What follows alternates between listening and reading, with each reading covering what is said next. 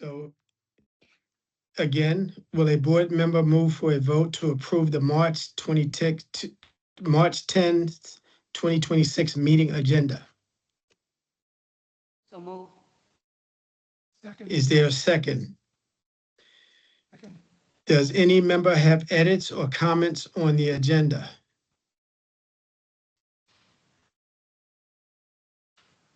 Hearing none, all in favor of approving the March 10th, 2026 agenda, say aye. Aye. Aye. All opposed? Hearing no objection, it is approved. Our second order of business is a vote on the draft minutes for the February 10th, 2026 board meeting, which board members have received. Will a board member move for a vote to approve the February 10th, 2026 board meeting minutes? So move. Is there a second? Second. Does any member have edits or comments on the minutes?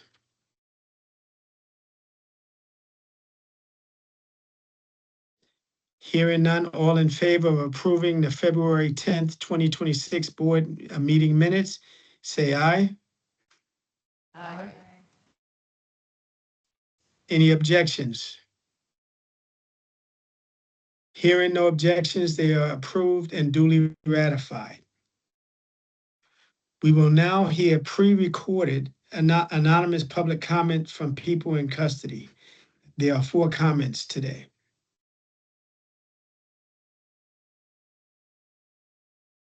Closed captioning is provided for viewer convenience. However, the accuracy of machine-generated captions may vary based on audio quality and speaker cadence. The Board of Correction does not guarantee the accuracy or completeness of the captions. To ensure the safety and protection of individuals using the person in custody comment line, names and PIC ID numbers have been withheld. My name. I got a lot of things to make. I need somebody to come see me and speak to me. I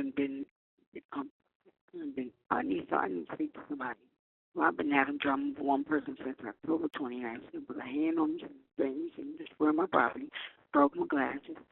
I had to go in Medlock. Every time I look up, she right there to hit me, and I'm in the infirmary.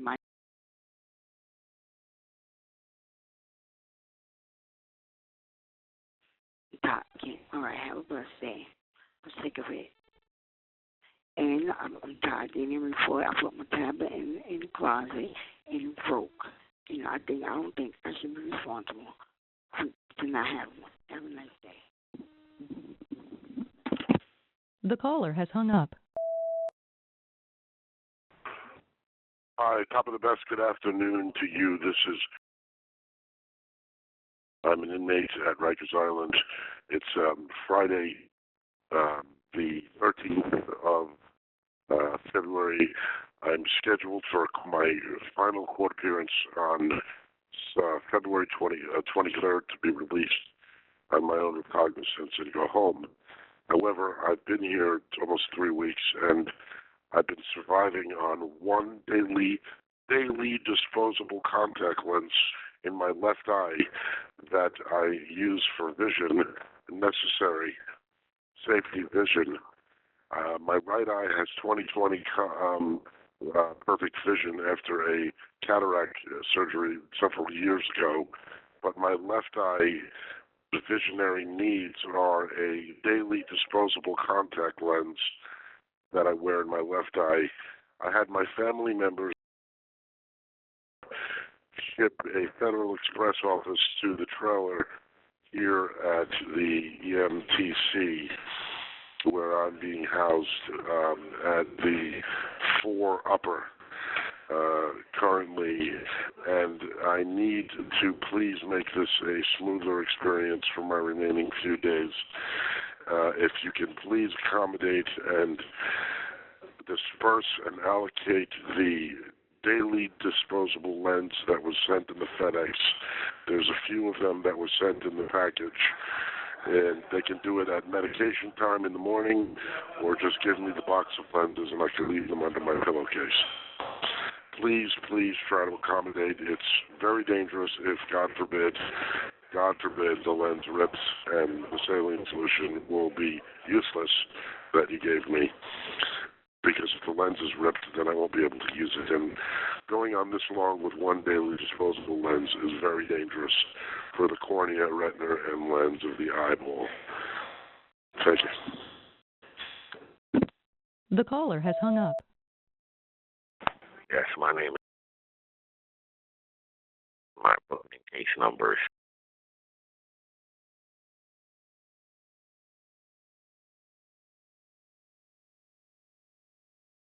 currently in NBC and calling because I've been terrorized here at Rikers Island during my stay. I was in OBCC. I was filmed and recorded while I was naked, okay, because I filed complaints, okay. They recorded me naked, and the officer stated that he was doing it for my and his own safety. I'm currently calling right now because there's a lice infestation here in R&D and addressed. Okay, they refuse to decontaminate the house I'm in Mod 3 Lower North, M3L in Mod 3 Lower North. Okay, currently they are intentionally cutting off the heat. This has been going on at least for the past 2 months. When there's a winter storm or when the temperature is below freezing, they're cutting off the heat intentionally and freezing us to death.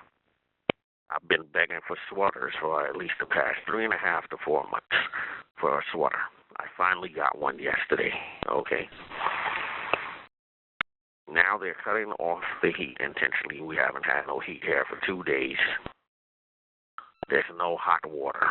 And they're doing this intentionally. I spoke to an officer, I believe it was either February 3rd or February 9th, I'm not sure, but his name was Officer. And he stated to me that all the mod houses, the MOD houses, don't have any heat. The rest of the building at RDC does. He spoke to another officer, and I heard him saying, oh, they set me up. They set me up when they sent him here because he had to be our officer there for the day.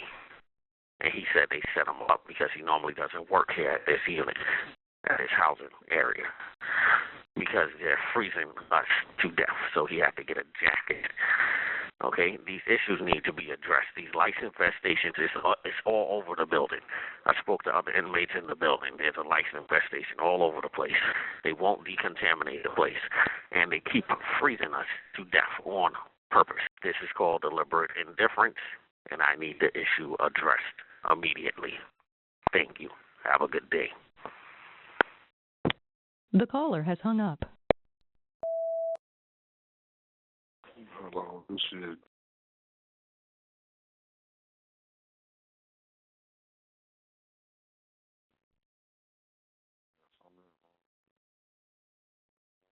Affirmative Command. I'm wondering why I'm not in TV, just by the fact that I did all my box time and I was only supposed to be here due to the fact that I have a medical exclusion against SMU and RESH, and I'm calling to ask why am I still DOC custody due to the fact that I beat my 125.25 and I'm being arrested for 240.32 harassment charge. And there's no case. I have no judge and no lawyer. The DA is playing on my freedom and cooperating with a fake judge and a fake DA. I mean, a fake judge and a fake lawyer. My last court date The judge and the DA, basically, it's no good. My judge is a typewriter. My my judge is a typewriter, and my lawyer is a regular civilian playing like he's an actual lawyer. I'm trying to find out what's going on with my cases. Law library in jail don't help me. Nobody's helping me. I'm trying to find out what's going on. Please and thank you. Thank you to all who left public comments on our dedicated lines for people in custody. I'd like to note that redacted comments have been shared with the department. All comments associated with a facility have been assigned to a BOC facility monitor and has either been resolved or being addressed at this time. At this point, I'll turn it over to our executive director, Jasmine, for her executive director remarks. Thank you, Chair. Chair, I just wanted to note that First Deputy Commissioner Meg Egan has entered the room, and I know you wanted to congratulate her on her appointment. So if you want to do that now. Yes, First Deputy Commissioner Egan, I really apologize that I could not be there in person at this time to thank you and congratulate you for your service and to congratulate you for your appointment.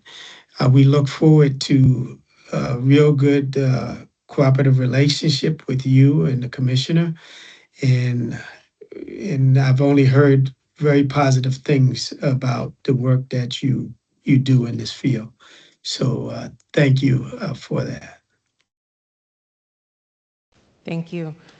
And good afternoon, everyone. Thank you for joining us today. We share our deepest condolences with the families of department staff who have passed since the board's February meeting.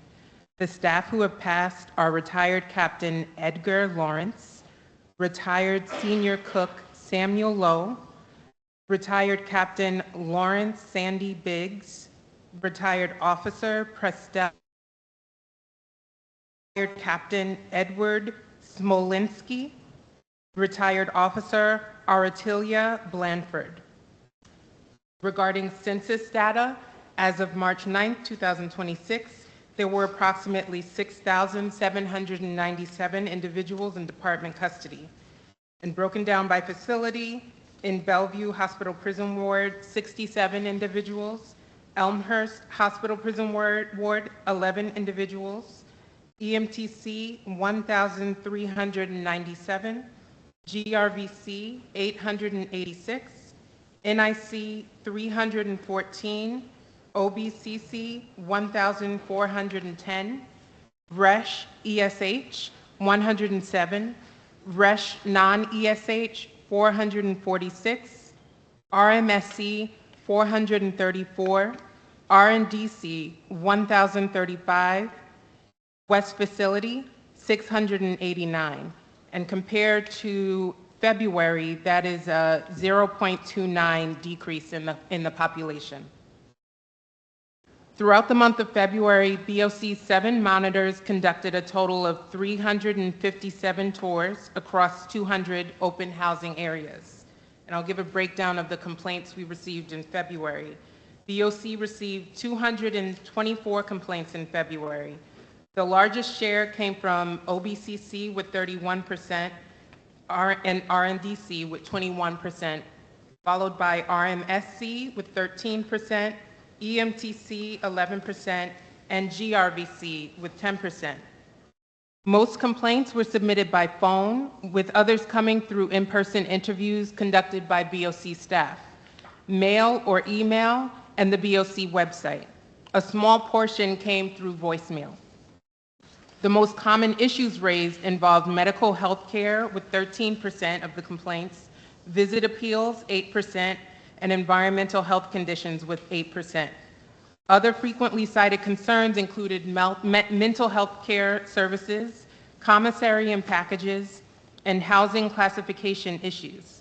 Additional complaints covered a range of topics such as property, staff misconduct, law library access, lock-in, lock-out practices, religion, food, and facility conditions, each representing smaller shares of the total. Overall, the complaints reflect ongoing concerns about access to health care, visitation, facility conditions, and basic services within housing units. Next, I'll provide a brief update regarding BOC's oversight of compliance with certain minimum standards.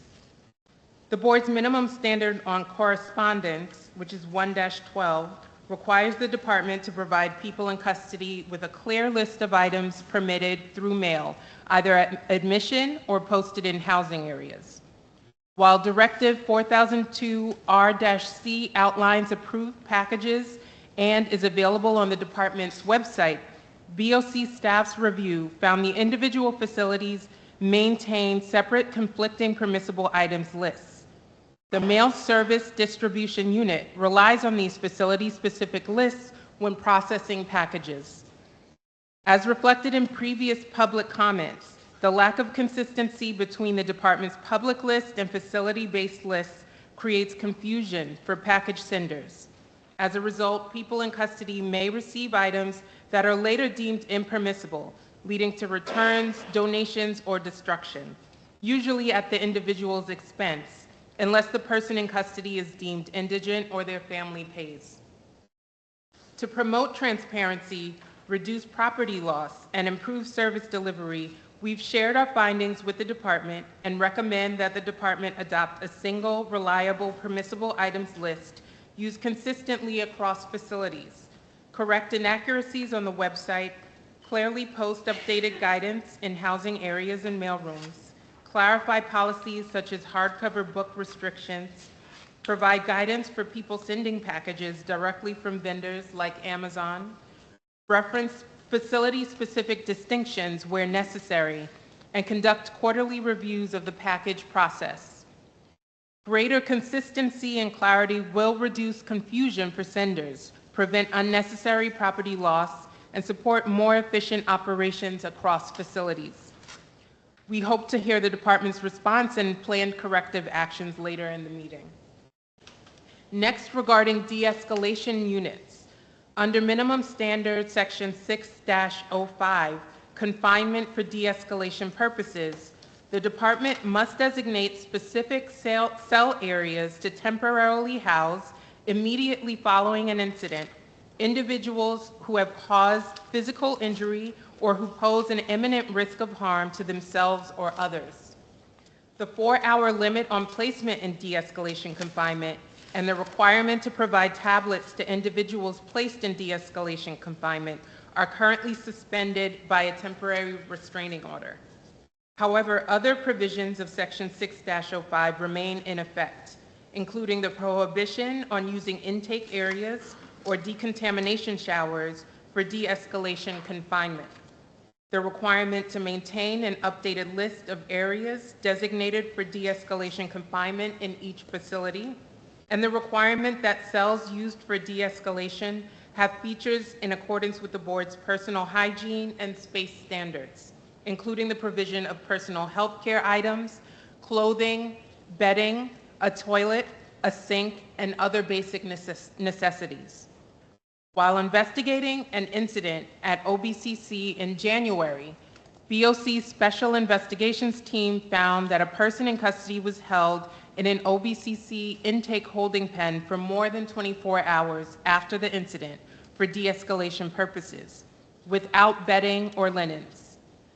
Further in-person observations revealed that correctional staff at OBCC, GRVC, RMSC, RNDC, West Facility, and NIC are placing individuals in intake holding pens immediately following incidents for de-escalation purposes.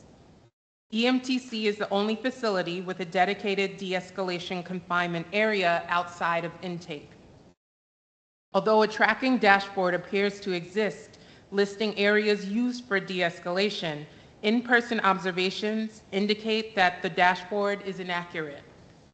Beyond the continued use of intake areas for de-escalation purposes and the lack of an updated list of designated de-escalation areas, this practice is inconsistent with DOC's own Directive 5016.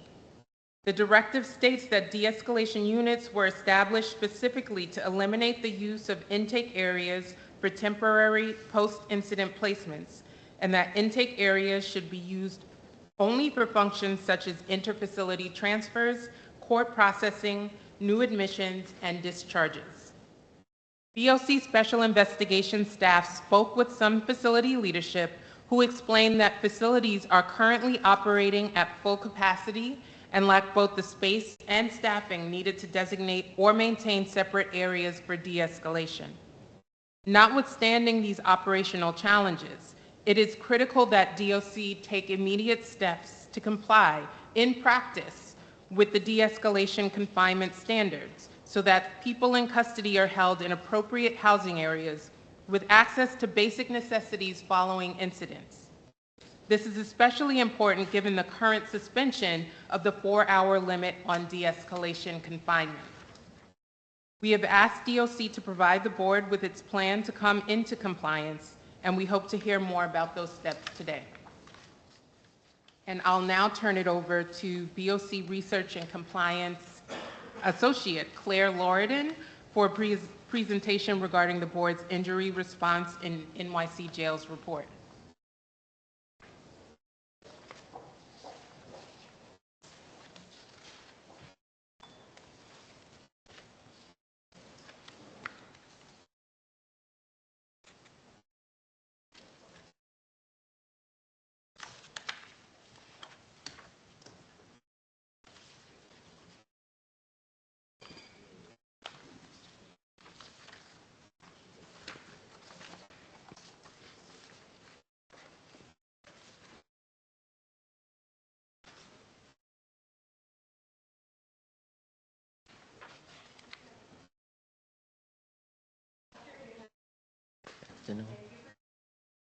Claire Loridan, Research and Compliance Associate at the New York City Board of Correction Research Team.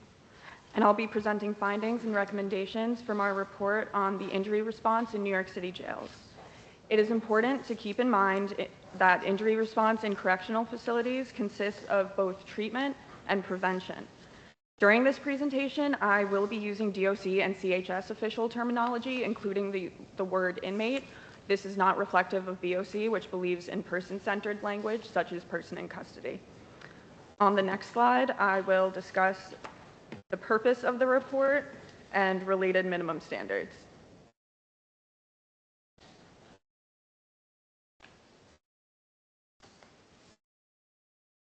Okay, thank you. The purpose of the report was to assess DOC and CHS's progress in meeting the requirements of Chapter 3, Section 16 of Title 40 of the Rules of the City of New York concerning injury response. This work was carried out in accordance with 626C and H of the New York City Charter. Additionally, under Charter Section 626C4, BOC evaluated the effectiveness of DOC policies and procedures developed under 316A. In Minimum Standard Chapter 3, Section 16A, it requires DOC and CHS to establish policies and procedures to address and prevent injuries to people in custody. BOC evaluated the effectiveness of these policies related to prevention. It is key to note that prevention depends on the timely completion of investigations and the availability of accurate investigative data. Minimum Standard 316B requires that investigations of injuries to people in custody, including all supporting documentation, such as injury to inmate forms, be completed in a prompt, accurate, and objective manner. Minimum Standard 316C1 requires DOC and CHS to hold quarterly meetings to review injury data, identify trends, and develop corrective action plans. Section 316C2 requires DOC and CHS to maintain a coordinated electronic injury tracking system. 316D establishes comprehensive reporting and review obligations for DOC and CHS related to injury data. In the next slide, I will discuss the overall methodology that we used for this report to analyze each subsection of minimum standard 316. So to assess compliance with policy, BOC reviewed DOC and CHS policies related to injury response and prevention. This review included DOC directives, injury to inmate reports, investigation division, and report and notification of incarcerated individual death or serious injury or illness, as well as CHS policy Med 7. To assess compliance with investigations, BOC conducted a systematic content analysis of a randomly selected sample of 99 injury to inmate forms from 2024, using a probability sampling approach proportional to monthly injury volume. This method ensured representativeness of the sample despite its small size relative to the total number of injury reports, which was around 30,000. The 99 cases reviewed provide a margin of error ranging from 4 to 10%, with a 95% confidence level, sufficient for identifying compliance patterns and guiding further inquiry. To assess compliance with coordination, BOC inquired with DOC and CHS regarding the quarterly meetings and conducted comparative statistical analysis of the injury metrics reported by DOC and CHS. Finally, to assess compliance with reporting and review, we assessed the number of injury to inmate forms uploaded to the BOC and DOC shared folder relative to the number of injuries reported. The timeliness and completeness of the joint monthly report by calculating the number of days between each monthly report's mandated due date and its actual submission date, and reviewing report and whether the monthly data file includes injury level information corresponding to the data enumerated in the joint monthly report, whether DOC has provided an annual report detailing the steps taken in their review, findings and any plans for corrective action, and status of corrective action plans described in prior reports, and whether CHS has provided the board with a monthly public report on self-harm disaggregated according to the requirements of the minimum standards. In the next slide, I will review the analysis of compliance with 316A policy. So, as stated in the report, the existence of the policies is technically in compliance with 316A. BOC evaluated the effectiveness of the policies as it relates to prevention, which necessarily depends on the timely completion of investigations and the availability of accurate investigative data. The absence of a defined investigation timeline, completion timeframe, has implications beyond prevention. It can later affect compliance with reporting and review, which requires that injury to inmate forms and related data from the preceding month be submitted to BOC by the fourth Friday of every month. CHS policies govern the evaluation of injuries to people in custody. The policy requires that individuals receive a physical examination and a treatment plan following an injury, and specifies that an injury form must not delay actual medical treatment. For use of force-related incidents, the policy requires that medical attention be provided, quote, as soon as possible, but it does not establish a specific response time standard. Additionally, CHS staff are directed to immediately notify CHS operations if they become aware of an imminent threat to patient safety or well-being.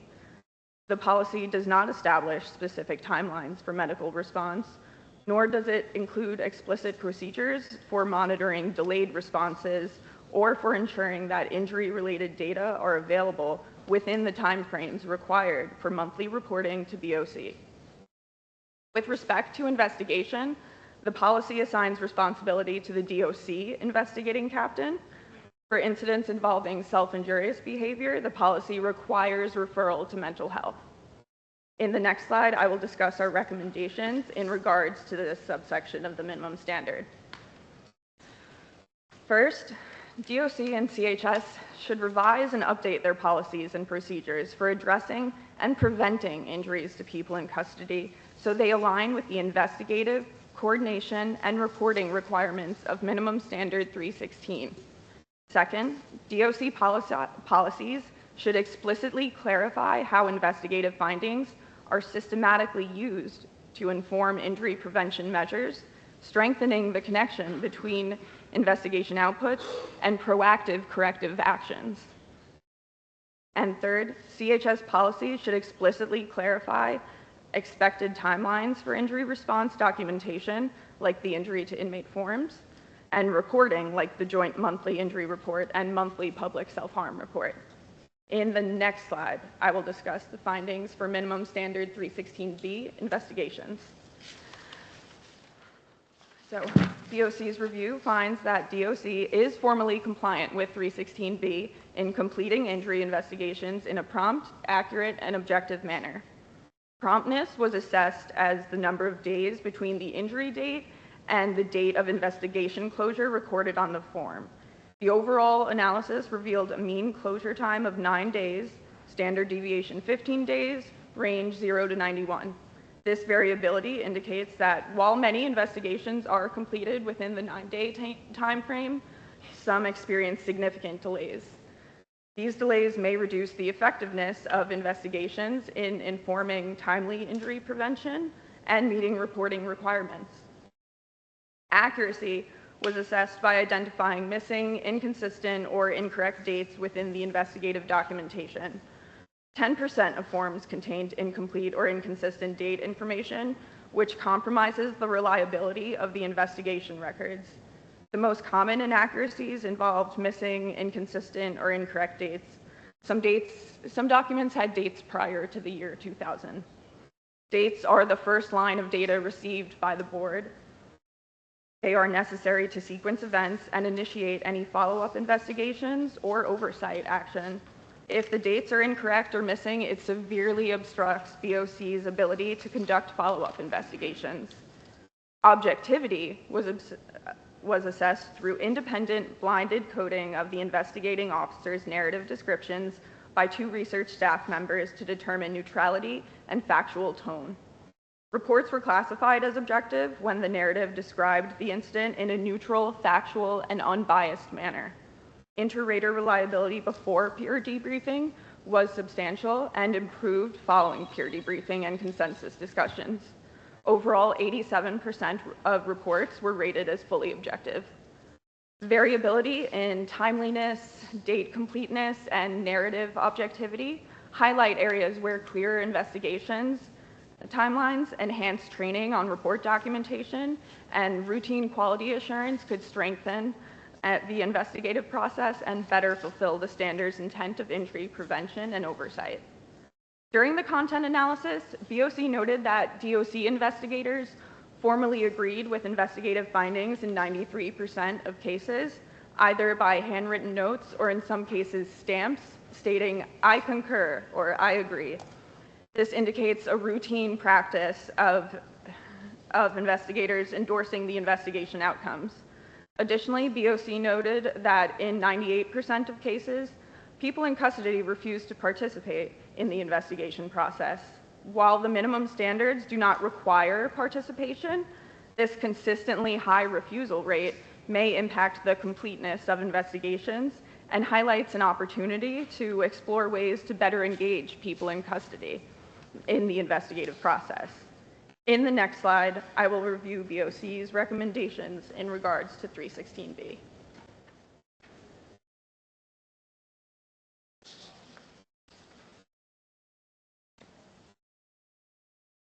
Can you get the next slide?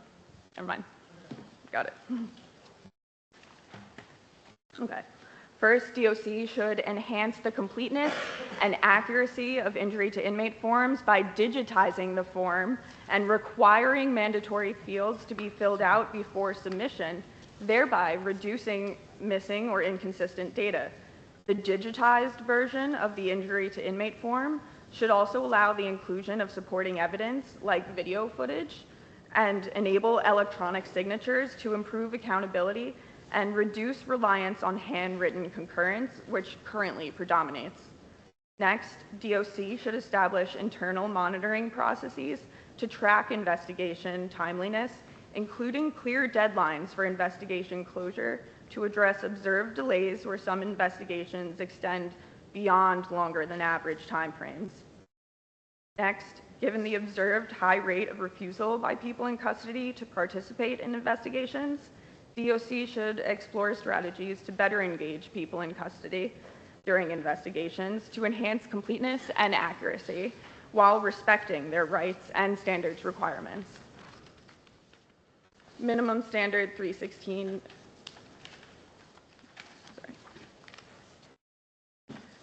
Minimum Standard 316C1 requires DOC and CHS to hold quarterly meetings to review injury data, identify trends, and develop corrective action plans. DOC and CHS reported to BOC that these quarterly meetings occur. However, neither agency provides meeting minutes or related documentation. This limits BOC's ability to verify the content of these meetings or assess how data are being used to guide corrective actions. 316C2 requires DOC and CHS to maintain a coordinated electronic injury tracking system. This requirement has not been met. The agencies continue to maintain separate systems and no unified, reconciled data set exists. In addition to injury totals, CHS reports on self-harm incidents identified during clinical encounters, creating a third unreconciled reporting stream. As a result, the joint monthly injury report includes 3 distinct figures for self-harm, for self-injurious behavior, 2 reported by CHS, 1 reported by DOC. None of these numbers match, and the report does not include an explanation or a footnote clarifying the differences. DOC contacted CHS regarding this discrepancy in July 2025 and learned that while the self-injurious behavior incidents in one table are documented during medical injury report visits, instances of quote-unquote self-harm may originate from an injury visit, another medical encounter, or a patient's self-report to a mental health clinician. BOC also learned that only the self-injury data is shared with DOC, while self-harm data is maintained within CHS's mental health service and is not shared. The absence of a coordinated electronic injury tracking system, combined with the existence of multiple unreconciled reporting streams, represents a compliance gap under subsection C2.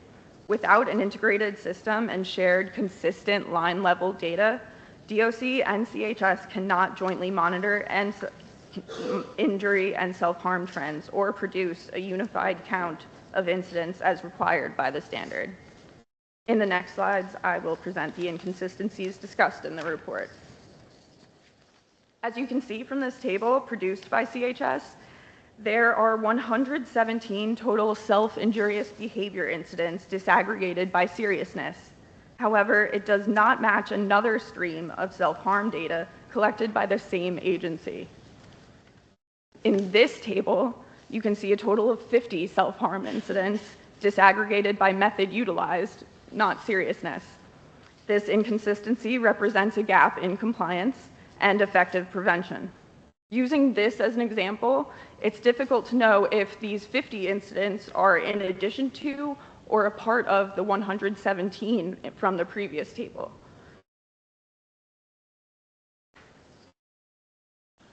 So, to enhance transparency and support effective oversight, DOC and CHS should voluntarily provide BOC with detailed minutes or summaries of quarterly meetings conducted under 316C1, documenting the review of injury data, identification of trends, and quality assurance activities. Next, DOC and CHS must fulfill the mandate to develop and maintain a coordinated electronic injury tracking system that integrates both serious and non-serious injury data in a single, reconciled platform as required by 316C2. Minimum Standard 316D establishes comprehensive reporting and review obligations for DOC and CHS related to injury data. DOC's assessment identified several areas of partial compliance and ongoing challenges that impact the effectiveness of oversight. Under 316D1, DOC is required to provide BOC with all injury to inmate forms created or updated in the previous month by the fourth Friday of each month. BOC initially received around 23,600 forms of the roughly 28,000 injuries DOC reported that year, indicating partial compliance. Following DOC's review of an earlier draft of this report and a meeting with BOC staff, DOC uploaded the May 2024 injury to inmate forms in November of 2025. This increased the total to around 26,000 forms, or 94% of reported injuries, reflecting progress but still not full compliance. BOC subsequently updated its report to include analysis of the additional data. Under 316D2, DOC and CHS must submit joint monthly injury reports. However, these reports were consistently late. In 2023, the average delay was 17 days, and increased significantly to 72 days in 2024. As of today, the latest report BOC received is November 2025. By now, BOC should have received reports for December 2025 and January 2026. These chronic delays undermine the timeliness and utility of oversight activities. Given that the average time frame to complete investigations following an injury is approximately 9 days, it remains unclear why the joint monthly injury reports continue to experience such delays. Thus, the assessment determines compliance with 316D2 to only be partially met. Section 316D3 requires DOC and CHS to provide BOC with monthly injury level data files containing the same detailed elements enumerated in the joint monthly injury reports. Currently, BOC receives these files only from DOC, not from CHS. CHS's public response to the board's report, in which they note that, quote, CHS documents all injuries in its own electronic health record system and shares the line level data with DOC, and that, quote, this data informs DOC's injury investigations and the joint DOC-CHS injury report that BOC reviews confirms this. The absence of corresponding injury level data from CHS limits BOC's ability to verify individual cases, reconcile discrepancies, and conduct comprehensive oversight across both agencies. This gap significantly restricts effective monitoring of injury reporting and investigation processes. DOC submitted its 2024 annual injury report to BOC in August 2025. The report stated that DOC reviewed the 12 monthly injury reports and associated raw data for 2024, which fell under the final reporting phase of BOC's injury reporting rules. In this report, DOC acknowledged a 4% year-over-year increase in total injuries, stating, quote, this increase was driven by a rising census, end quote. This entire section of their report lacks context using injury rates. BOC's analysis of the same data revealed injury rates per 1,000 people in custody actually declined from 371 in 2023 to 365 in 2024, indicating that population growth alone does not fully explain the increase in injury counts. The 2024 report also noted a 9% decrease in serious injuries and a 5% increase in non-serious injuries, but again, lacked context using injury rates, which could misrepresent the actual magnitude of change. Review of DOC's 2024 annual injury review indicates that the report did not document findings identifying deficiencies related to compliance with 316 or assess DOC's performance against the requirements of the standards. While DOC acknowledged challenges related to the timeliness of injury reporting and referenced ongoing efforts to improve submission timelines, the report stated that DOC had no newfound findings of our own to share and did not articulate corrective action plans with defined steps or timelines responsive to those challenges. This omission is notable given that in the 2023 annual injury review, DOC acknowledged that BOC had begun tracking submission compliance against the reporting rules, including timeliness requirements under 316. Finally, 316D5 requires CHS to provide BOC with monthly public reports on self-harm incidents disaggregated by seriousness and other factors. While many elements of this requirement are addressed, some remain incomplete. For instance, self-injurious behavior incidents reported in Section 12 self-harm of the joint monthly injury reports are not disaggregated by seriousness as required and does not correspond to Table 13 of the same public report. This inconsistency hinders the board's ability to fully assess self-harm trends and related responses. Taking these findings in mind, I would now like to discuss our recommendations for 316D. First, DOC and CHS should implement internal controls and monitoring to ensure timely submission of injury to inmate forms and joint monthly injury reports to BOC, addressing chronic delays that undermine effective oversight. Next, DOC and CHS should reconcile their differing injury and self-injurious behavior counts into a single, unified joint monthly injury report that includes all required disaggregation to comply fully with 316D 1 through 3. Next, DOC should ensure that its annual review of joint monthly injury reports required by 316D4 includes documented findings regarding compliance with 316 identification of systemic issues and detailed corrective action plans with associated steps and timelines. In addition to submitting these annual reports to BOC, DOC should publicly disseminate the reports in accordance with the standard. Finally, to comply fully with 316D5, CHS should ensure that its monthly public reports on self-harm incidents consistently disaggregate data by seriousness, as required by the minimum standards.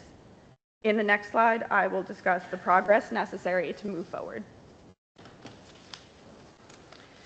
This assessment of DOC and CHS's implementation of minimum standard 316 reveals important progress alongside persistent gaps that limit the effectiveness of injury response, investigation, coordination, and reporting in New York City jails.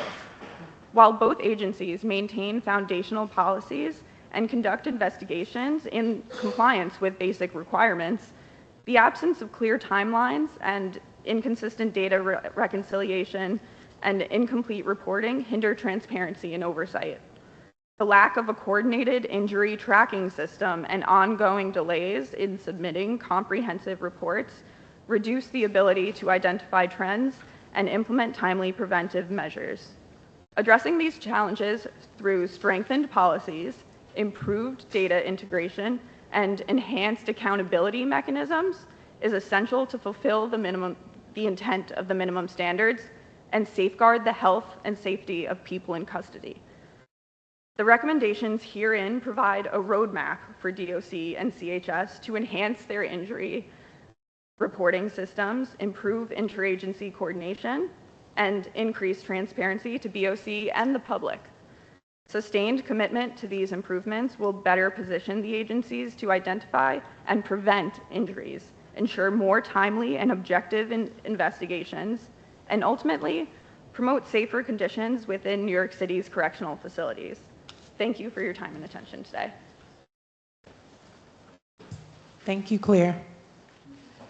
And that concludes BOC staff updates.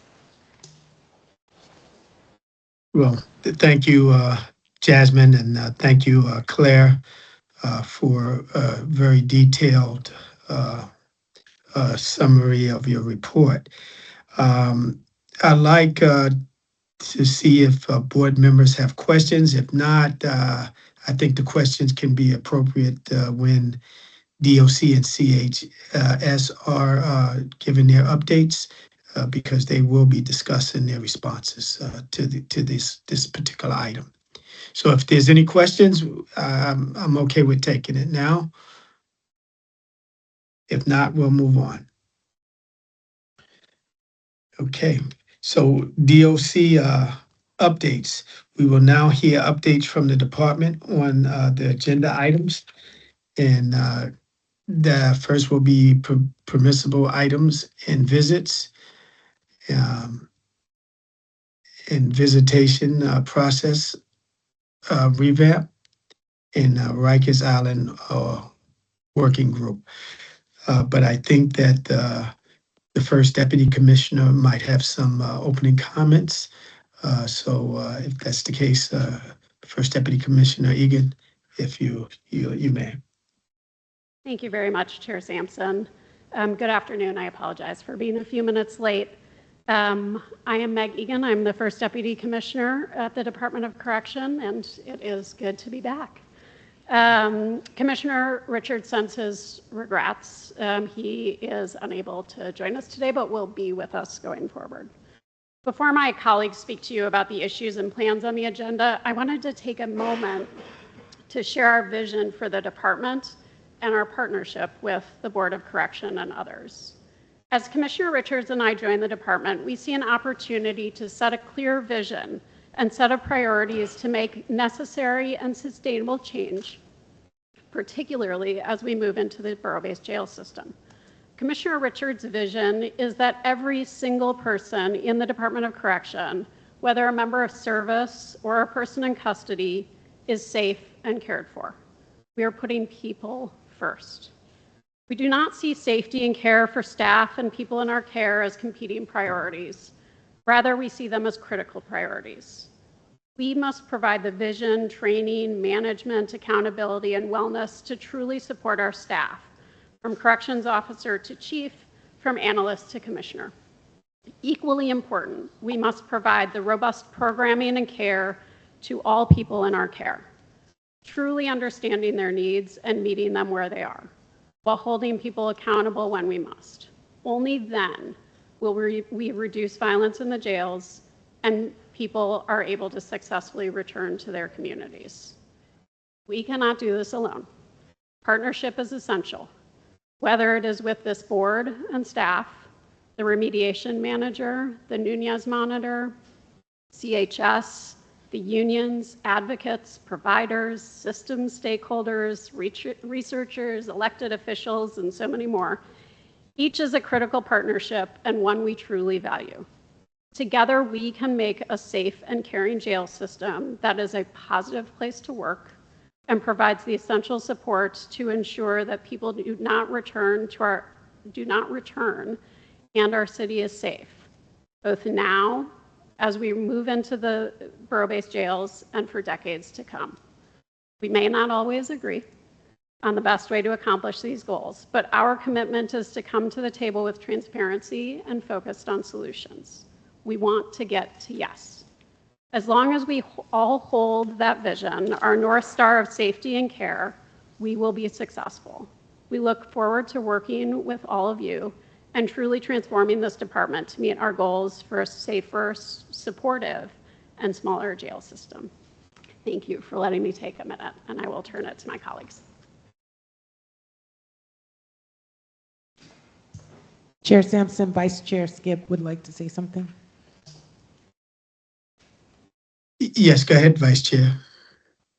To say thank you, First Deputy Commissioner, for answering the call and coming back to be of service. Entirely different from the service you gave us before, but thank you for being in your seat. Appreciate you. Thank you. Back at you.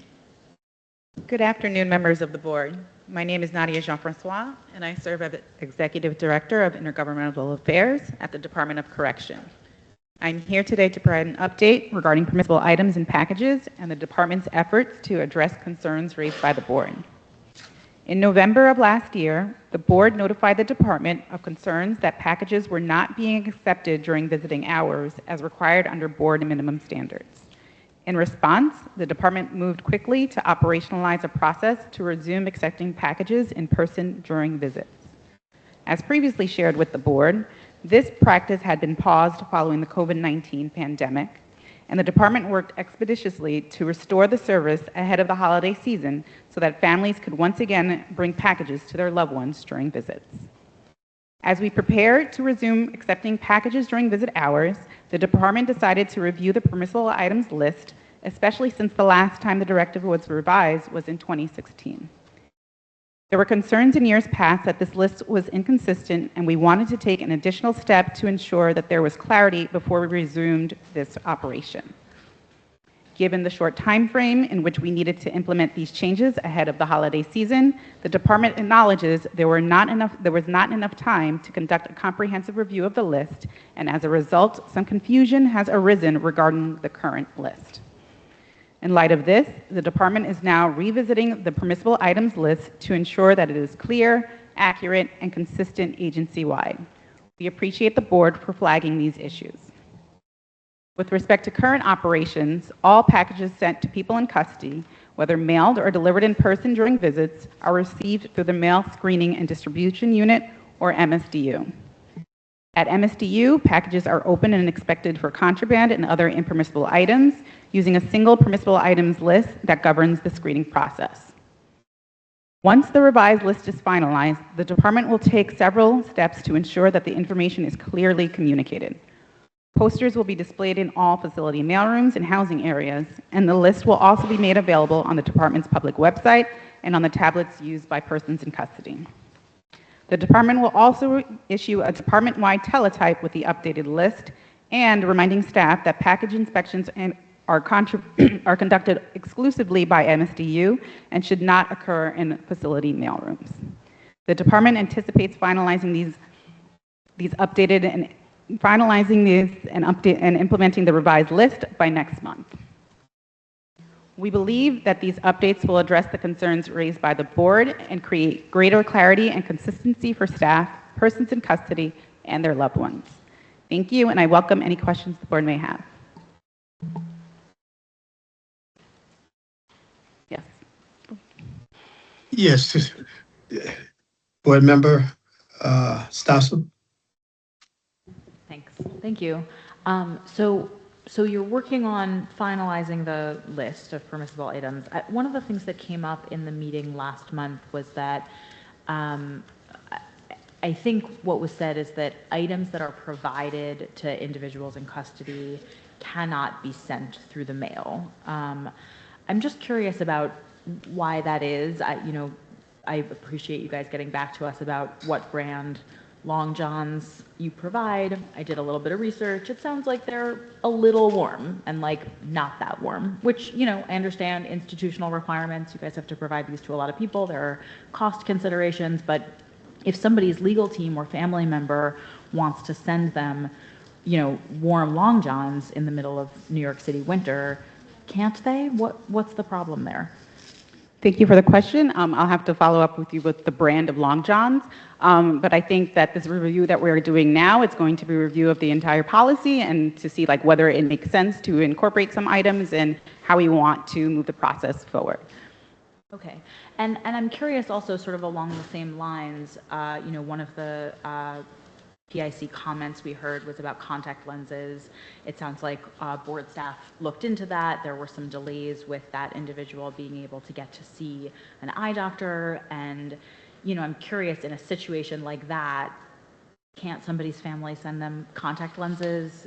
If there are things that are not sort of ordinarily on the permissible items list, are there ways to sort of escalate a concern or make exceptions if there are things that somebody needs that they can't get? I'm just curious about, in the spirit of sort of meeting the needs of the incarcerated population, if there are ways to troubleshoot around this. We can't do with contact lenses. 1 second, please. Just on that, Jim Conroy, the general counsel, just on that point specifically, with things like contact lenses, what you're contemplating is a container that contains a liquid substance that wouldn't be able to be tested by anyone in advance, because obviously as soon as you take it out of the liquid substance, it dries out or is not usable. And, again, we've been here before talking about packages and testing and the interdiction of potential contraband. So we have to be very specific, and when we talk about the permissible list, what's taken most into consideration is not what is, unfortunately a circumstance where they could benefit from these types of things, but in also consideration of security. So it really is a balance that, again, I don't have the institutional knowledge regarding the history of security and otherwise, but in situations like that, when you talk about a liquid substance, that's very specific for that reason. The contact lenses do have that, and things of that nature. So, I don't want to say on that level. I have a question. Yeah. Chair, can I be recognized? Yes. Yes, go First ahead, of all, Vice Chair. for the contact lens thing, these things can be sent directly from the manufacturer, already sealed and in individual packages.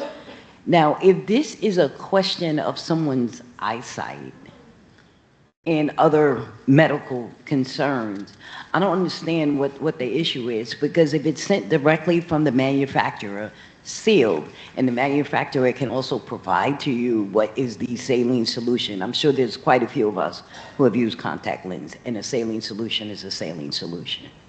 But if it's provided from the manufacturer and it goes directly to medical and is given out in a regulated manner during medication hours, I mean, at the end of the day, the pharmacist can even open up the package and the actual lens can be handed to the PIC. I just believe that this is just making a whole big fuss over something that shouldn't be. It shouldn't be this way. Well, I can't speak, I'd let our health partners speak on exactly what could be sent to them. I don't think there's a mechanism for anyone to send something to CHS to then be prescribed or given to a person in custody. But I will say this much. It's interesting you raised that issue of the sending direct from the manufacturer. A lot of jurisdictions, and I think we discussed this when we talked about contraband, in family packages and what they're able to send to the persons in custody, many jurisdictions only allow deliveries from authorized vendors such as Amazon or otherwise. The situation that we deal with is we have a bifurcated a mixed system where individuals, family members, can send things directly to the persons in custody, which requires this greater scrutiny and oversight as to what are security items. I mean, if that's something that the board is willing to explore with us about having just authorization to go through an approved vendor or a delivery company, exactly what you're talking about, that's something we're certainly willing to explore. But where we have this system where people could send things directly from a box that they create and put in themselves, we can't ignore or allow us to oversee the issue of security and the interdiction of contraband, which obviously presents a much an incredible danger to the persons in custody. So again, any of these things we could explore. I'm unable to speak to CHS and the issue of like contact lenses specifically, but this other issue is something I think we've actually raised and would be certainly willing to contemplate.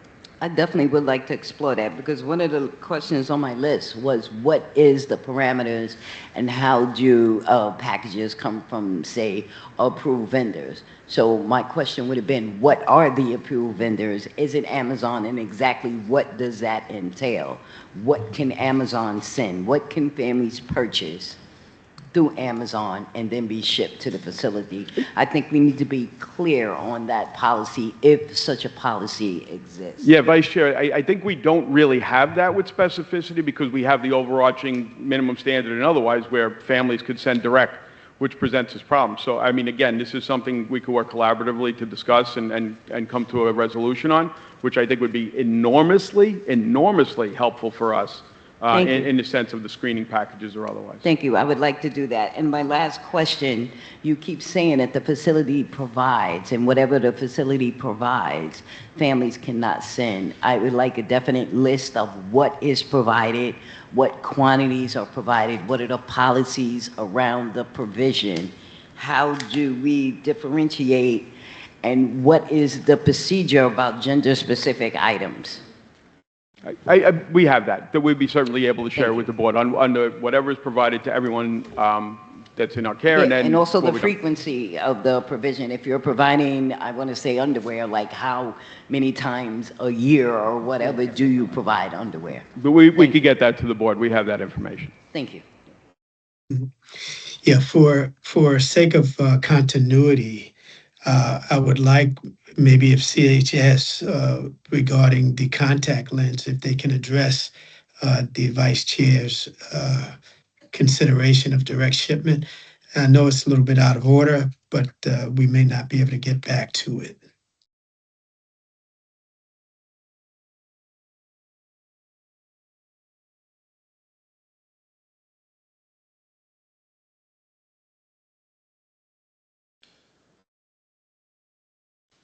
Hi, thanks. Zach Rosner, Chief of Medicine for Correctional Health. We have a pretty robust optometry service. I think we can look into more options for what might be possible for contact lenses, as well as what some of the potential barriers to things like keeping them clean, having access to the right solutions, what those barriers might be in the jail system. I'm happy to look into it more. Thank you. Please keep me updated. Thank you. If there's no other questions, we'll go on to the next area for the department, which is the visitation process revamp.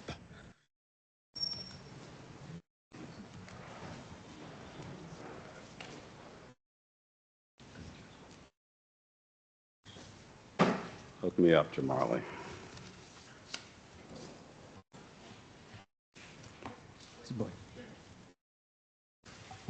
Yeah.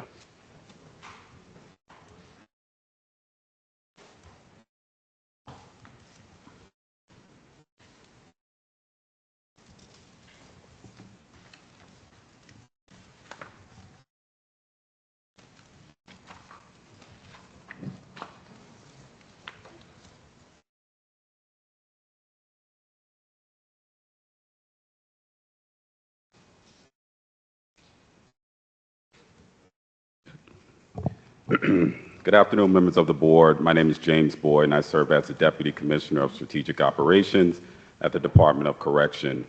I'm here today to provide an update on the department's revamping of the visitation process and Rikers Visits Working Group. The importance of visits for people in custody and their families cannot be overstated. As I've stated publicly, this work is personal to me. We recognize that the visit process has been challenging at times, and improving that experience has been a priority for the department. I want to thank all staff, especially those who work in the facility visit areas, for making a concerted effort to help improve this process. As part of this effort, the department is excited to report that in the coming weeks, we will be launching a pilot that would allow attorneys to schedule visits in advance via an electronic scheduling form. We are ambitiously striving to kick off this project by the end of this month. This form will allow attorneys to easily schedule in-person visits with their clients in advance, which is modernizing the process and making it more efficient, transparent, and accessible. With that said, let's now turn to a brief presentation of the attorney visit pilot form. Okay, on the first page of the form, attorneys will find some background information on the visitation process, visit hours, instructions for completing the form, and information regarding cancellations and late arrivals. Most of this will mirror what you see on the current website, but most of what you see right now is currently in draft form, so it's a placeholder, a stock language, but it will be updated and ready to go live in the coming weeks. Next slide. On the next page of the form, the attorney enters their contact information. Attorneys can also have the option to add up to 4 additional visitors, all of whom will receive a confirmation email of the form once it has been submitted. And so you'll see some background information that we're requesting with some mandated fields of the name, the organization, the address, and you, like as we stated, you can add additional 4 people. The address field is also auto-populated, so once you enter some brief information, it'll auto-populate the address. Going to the next slide. On this next page, attorneys can enter the information for the person in custody they intend to visit. Once the booking case number is entered, the individual's first and last name, along with the facility where they are housed, will also automatically populate, allowing the attorney to confirm the accuracy of the information before proceeding. They will have to do this for each person they plan to visit in the early first phase of this project. To the next slide. On the following page, the attorney selects an appointment time. For this, the pilot will be asking people to try to schedule appointments at least 48 hours in advance, which is kind of the current standard. We are all still exploring the time band of whether or not we want you to, schedule between 9 to 5 or what have you. But again, we believe advance notice will be helpful so we can plan as much as possible to ensure a successful attorney visit time slot. Attorneys can choose their preferred visit visit duration, and available time slot, and any available times will be automatically blocked off within the system. After the attorney hits submit, on the final page of the form, the attorney reviews. You see all of the credential information that they self-inputted, and if they are good with that information, then once again, they will hit submit. As a verification process, they will see this screen pop up which says request has been submitted. Once the request is submitted, the attorney will see a confirmation page indicating that the request has been received, and a confirmation email will follow. The confirmation email allows the attorney to add the appointment directly to their digital calendar and includes a link allowing them to cancel the visit if necessary. And here's just another depiction of the confirmation email. If an attorney selects the cancel visit link, which they have the option to do from the confirmation email, they will be directed to the cancellation page, as you see before you right now. Once the cancellation is confirmed, they are directed to a page acknowledging that the cancellation has been received. The page also includes a link to submit a new request, which directs them back to the first page of the form. And that's somewhat of the gist as it stands right now, the early iteration of the attorney visit web form. There's going to be more to do here, but we're really excited of the way it looks right now. So going to the next slide and just shifting quickly to family visits. For awareness here, you will see an internal dashboard that our operations research team, led by AC Kyle Archie, created to help us better track family visits. And so this dashboard is inputting real data in real time, so we know when people are opening up in real time, who's coming through the process in real time, and at what place in the process they currently stand. And so we're really excited to have this. Sticking with family visits, to make the visits more convenient for families, the department continues to offer free transportation to and from Rikers Island on visiting days, with bus routes operating from both Harlem and Brooklyn, and we welcome everyone to share this widely. Tell a friend to tell a friend. Going to the last slide. And finally, we are making the final edits to the quick guide pamphlet that will be posted on our website and distributed during visits. Just another way to ensure that we are providing informative information that is transparent and helpful regarding the family visit process. And so as we anticipated that this modernized scheduling process will help reduce wait times for attorneys and provide greater predictability for legal professionals seeking to meet their clients, which is all important to us. We're also excited to announce that our new Executive Director of Visit Operations, Tamia Brown, who's here with us today, will continue to help oversee and coordinate the essential visit operations across the island. This dashboard that we've recently presented will be another tool in the toolbox for Executive Director Brown to identify where delays are occurring in the process and work directly with Central Visits and the facility visit staff to resolve issues and keep the process moving efficiently. Ultimately, and however, the largest improvements will come through the broader scheduling system that we are tracking to hopefully bring online sometime next year. The attorney visit scheduling pilot, which will be launching soon, represents the first phase of this greater effort, which will eventually expand to include family visits as well. Currently, we are seeing some modest improvements with visit wait times decreasing, and it's our expectation that this will continue to go down. As we continue to advance improvements to the visit process, the department also looks forward to reconvening the Rikers Visits Working Group and collaborating with partners to identify additional opportunities to make improvement. We have already begun reaching out to stakeholders and look forward to continuing this work together. We recognize there is still more work to do, but we remain committed to making practical and technological improvements that strengthen the important connections between people in custody and their loved ones. And with that said, I'm happy to answer any questions. Thank you, Deputy Commissioner Boyd. Any questions?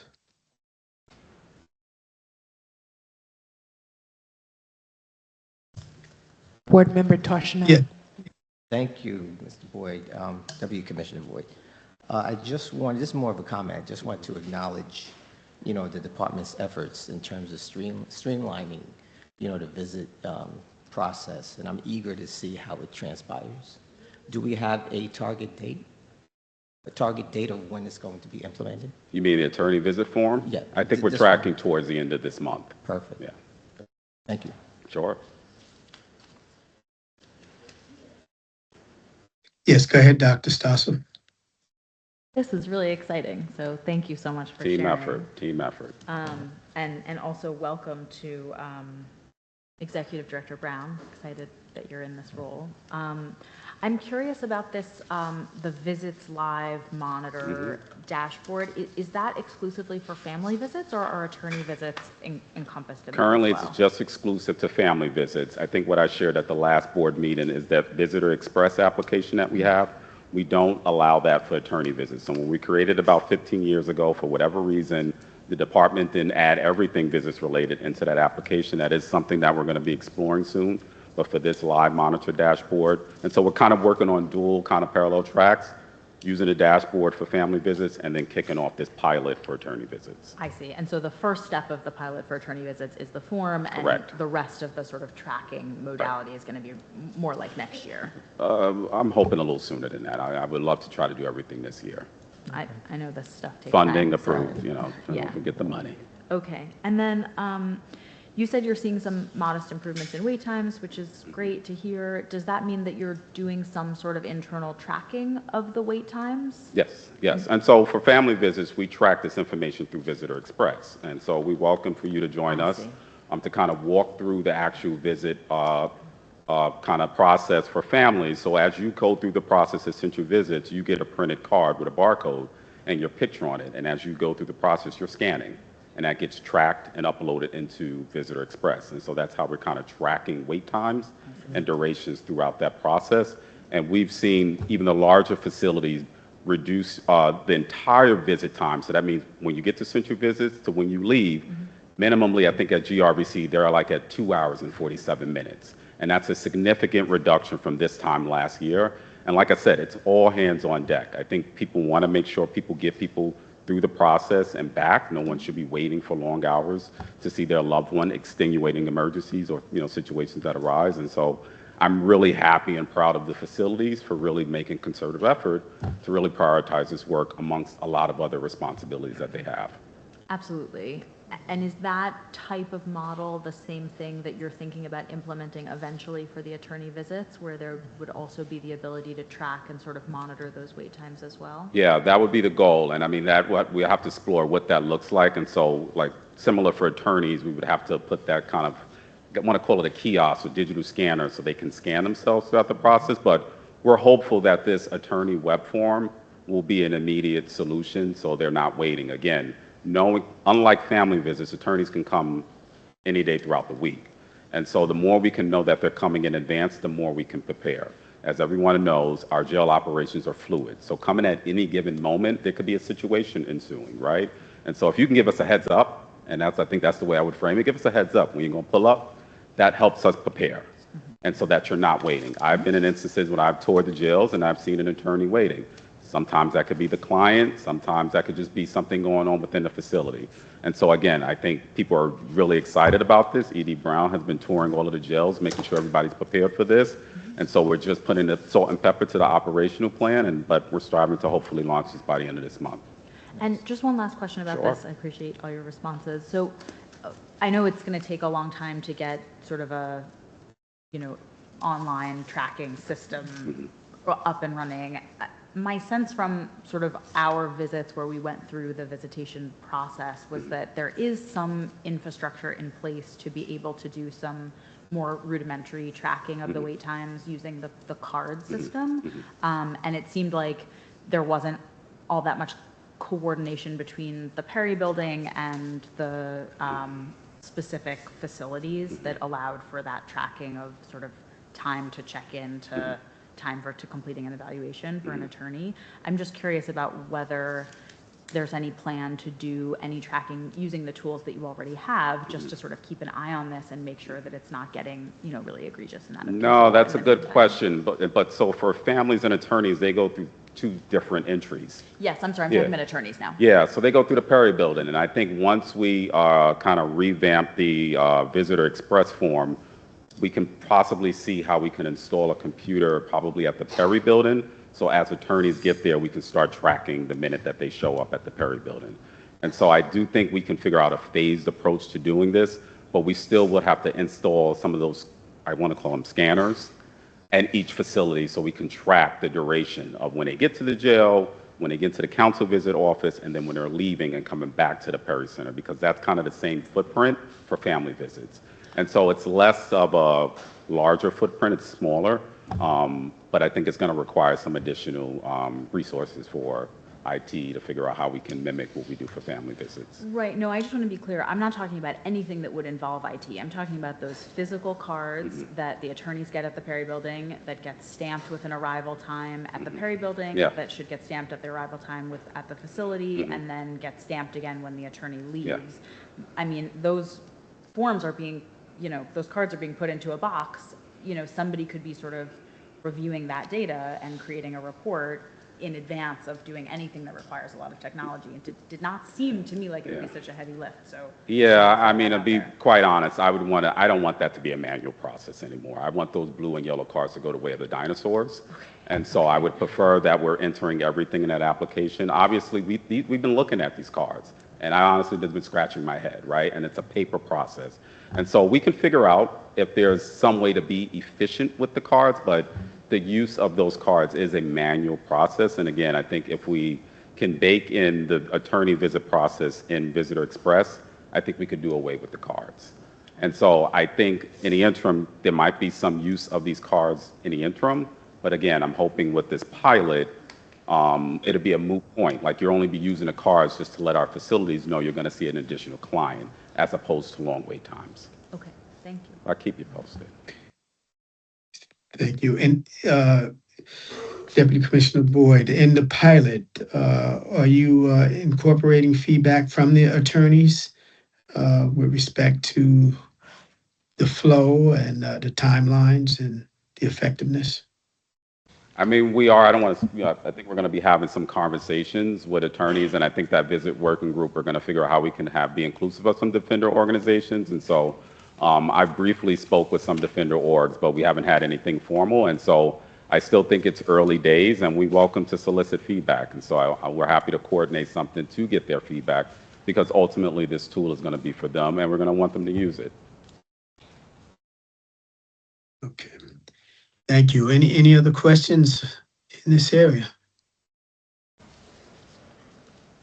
Now that you're implementing the new system, are you keeping track of how many people get visited or who get visited and who doesn't get visited? I mean, yeah, that data You do? exists. Okay. Yeah, that data exists. I mean, and you know this from our previous work together. Do you look at that data at all in terms of incidents or within the facility? I mean, that's the opportunity we have now by actually tracking this data. I can't speak to previously, but I don't think we as a department really looked at the visitor data, and so I think now we do. And so there's an opportunity to do a deeper dive for sure. Okay, keep us posted. Definitely. Okay, if there are no other questions, we'll move on to the question B on de-escalation units. Thank you very much, Deputy Commissioner Boyd.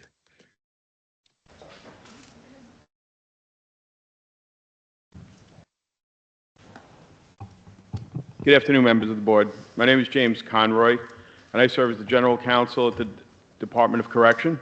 We thank the board for sharing the findings of the Special Investigation Team, and I am before you today to provide an update on de-escalation units. Pursuant to department policy and consistent with BOC standards, intake areas should not be utilized as de-escalation spaces. Intake areas are used for very specific operational purposes, including facility transfers, court processing, discharges, transfers to medical appointments, body scans, and new admissions. Department policy expressly prohibits the use of intake areas for de-escalation. In order to ensure that intake areas are used strictly for these operational purposes and that individuals do not remain in intake for extended periods of time, the department maintains an intake monitoring desk. This team monitors individuals housed in facility intake areas and works to expedite movement. Every 4 hours, the team receives information from each facility identifying individuals who are in each intake area, the reason for placement, and the time of arrival, along with a screenshot from the department's inmate tracking system, ITS, and a photograph from the Gentech system for each pen. The assigned officer also has access to the live Gentech video feed for the intake areas. At each 4-hour review, the assigned officer determines whether an individual has remained in intake for 4 hours or more. If so, the officer contacts the facility for an explanation and takes steps to expedite the individual's movement. Members of the intake monitoring desk, as well as intake supervisors, have been instructed that no individual should remain in an intake area for more than 24 hours. With respect to the specific incidents mentioned in the board's report, after our initial investigation revealed that each individual was placed in intake either prior to transfer to another facility or following transfer from another facility. Nonetheless, we are continuing to investigate the circumstances and reasons for extended placements, and we are instructing facility leadership and personnel that intake areas are not to be utilized for any de-escalation purposes. For a number of reasons, including persistently high census resulting in limited general population bed space, exacerbated in 2025 by the population spike caused by the upstate wildcat strikes, designated de-escalation units were taken offline in most facilities. The department's only designated de-escalation unit is at the Eric M. Taylor Center, EMTC, Unit 2 Main.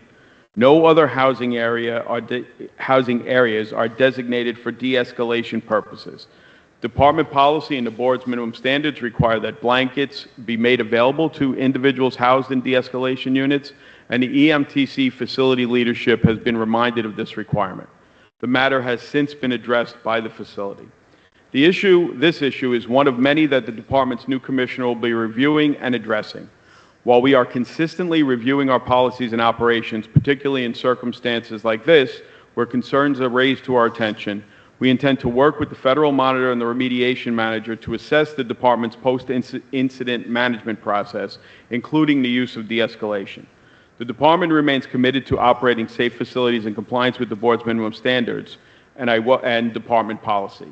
I welcome any questions that the board might have, though we should be mindful that a lot of this with de-escalation is squarely before the Nunez court and under litigation, so I might be limited in what I'm able to answer, but I'm here. I'll give it a shot.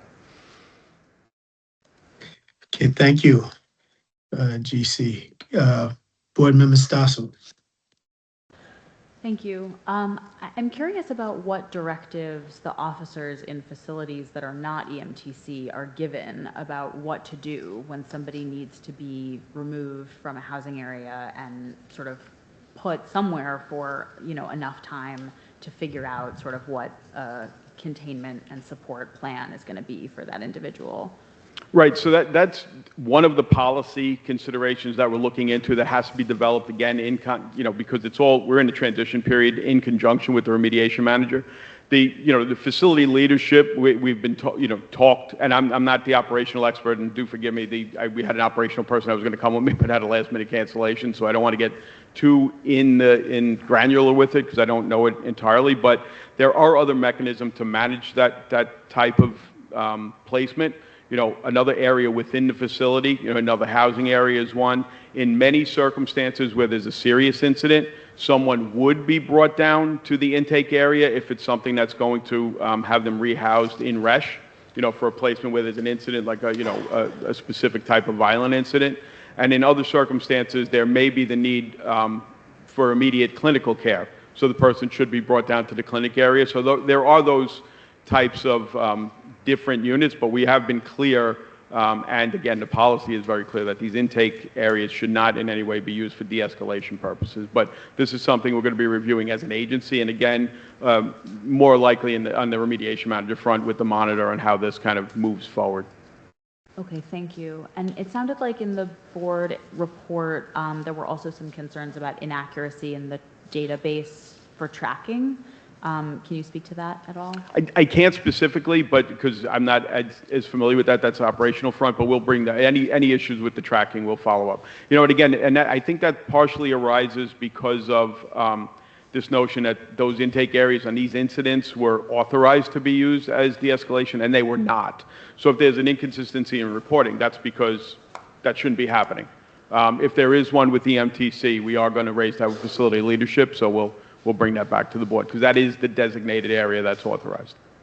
And this may be sort of too granular an operational question also, so I understand if you can't answer it, but my sense is that in general, the intake areas are, you know, toured quite frequently, that captains are moving through there. Is there something in place that, you know, where someone is checking, given that this is not, you know, something that's sanctioned by policy, but at least at some point was something that was happening, you know, is there some sort of oversight that can happen to make sure that people who are in intake are the people who are supposed to be there, and that there's a game plan for how, you know, long people have been waiting and when they're going to get out? Right. I mean, I don't want to say no, not specifically, because there's an expectation that when we're touring and there's any inconsistency or violation of policies, that should be monitored and addressed and reported.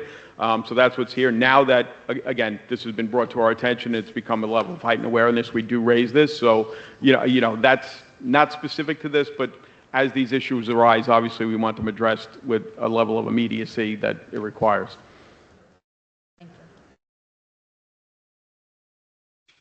Any other questions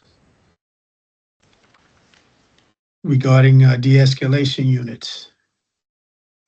Just one question, DC, General Counsel Conroy, is respect to, I witnessed in the West facility a de-escalation case, and the person was taken to an intake unit for scanning. And I was told that an officer was assaulted, and so they had to be scanned. Is there dueling policies with respect to the utilization of intake units? Yeah, yes, Chair. An intake unit is authorized to be used. That's a specific purpose in the intake policy, that the intake area would be used for scanning in that circumstance. And I don't want to conflate, like, what's a de-escalation? That would be something where someone's brought down specifically for a scanning issue. Okay, all right, thank you. And so we'll move on to the injury response report. Thank you.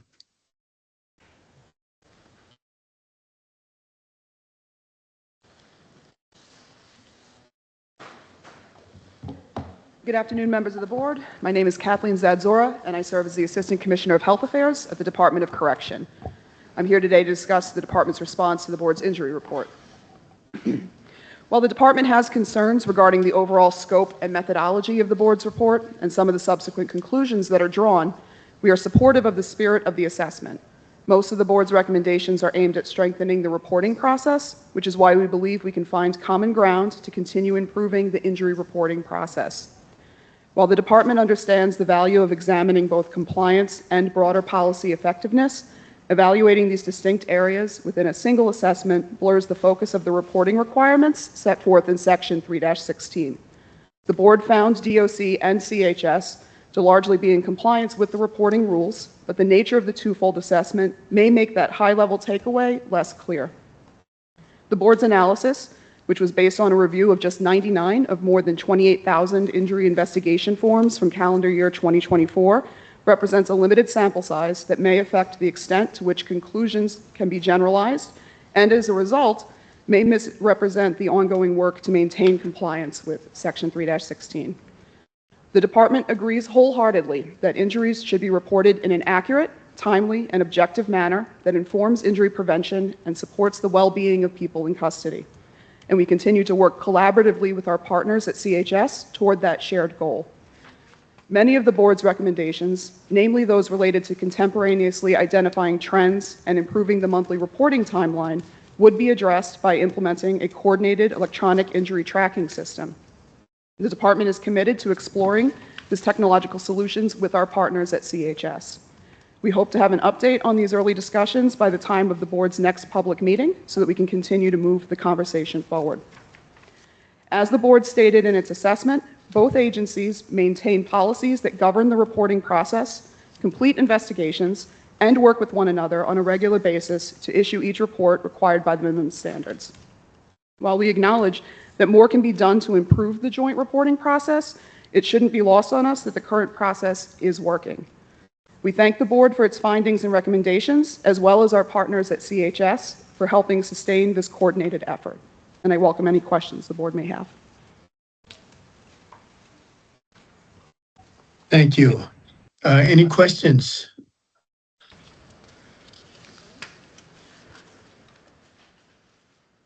Yes, Dr. Stossel. Thank you. I'm curious about your sort of understanding of this finding that 98% of individuals in custody are not participating in the investigations. I mean, I remember looking through charts and seeing a lot of, slip and falls. I've never known so many young men to slip and fall so frequently. I think it's concerning that there's not sort of the trust there, and I'm wondering if the department has, a plan to try to address that. Thank you for the question. I share your concern. I think it's also not exclusive to investigations related to injury investigations. And so I think that's, a broader question about how do you encourage cooperation and engagement in an investigative process in an inherently unbalanced relationship. Okay, thank you. Thanks. Any other questions?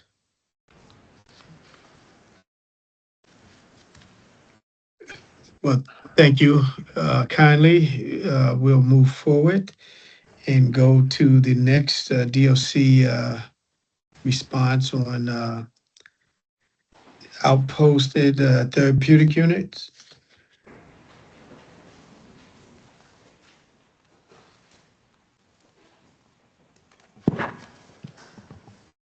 Good afternoon, everyone.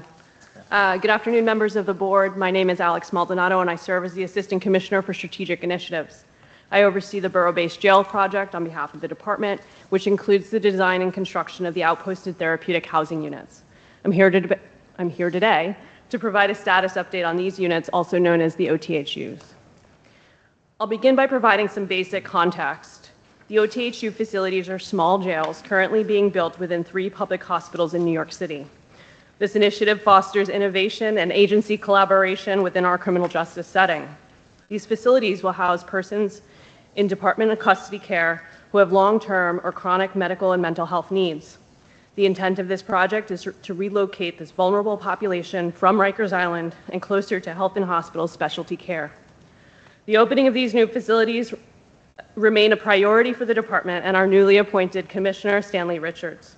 We look forward to continuing to advance this project, which is a symbol of progress within our correctional field. While the facilities are designed to mirror a typical therapeutic environment, the OTHU facilities will be commissioned as jails by the state and must comply with all local, state, and federal correctional regulations. Accordingly, the department will manage the daily operations of the facilities, including maintaining a secure perimeter, screening individuals entering and exiting the facility, operating an intake and receiving room, providing visits, recreation, and all other essential services similar to our current facilities on Rikers Island. Correctional Health Services and H&H will provide medical care within these housing units, within the facility's main clinic, and as needed on other floors of the hospital. The Woodhull Hospital OTHU facility is estimated currently at 144 beds, and the North Central Bronx Hospital OTHU facility is estimated at 92 beds. Both projects are currently in the design development phase, and we are working with our partners at CHS and H&H to finalize these designs.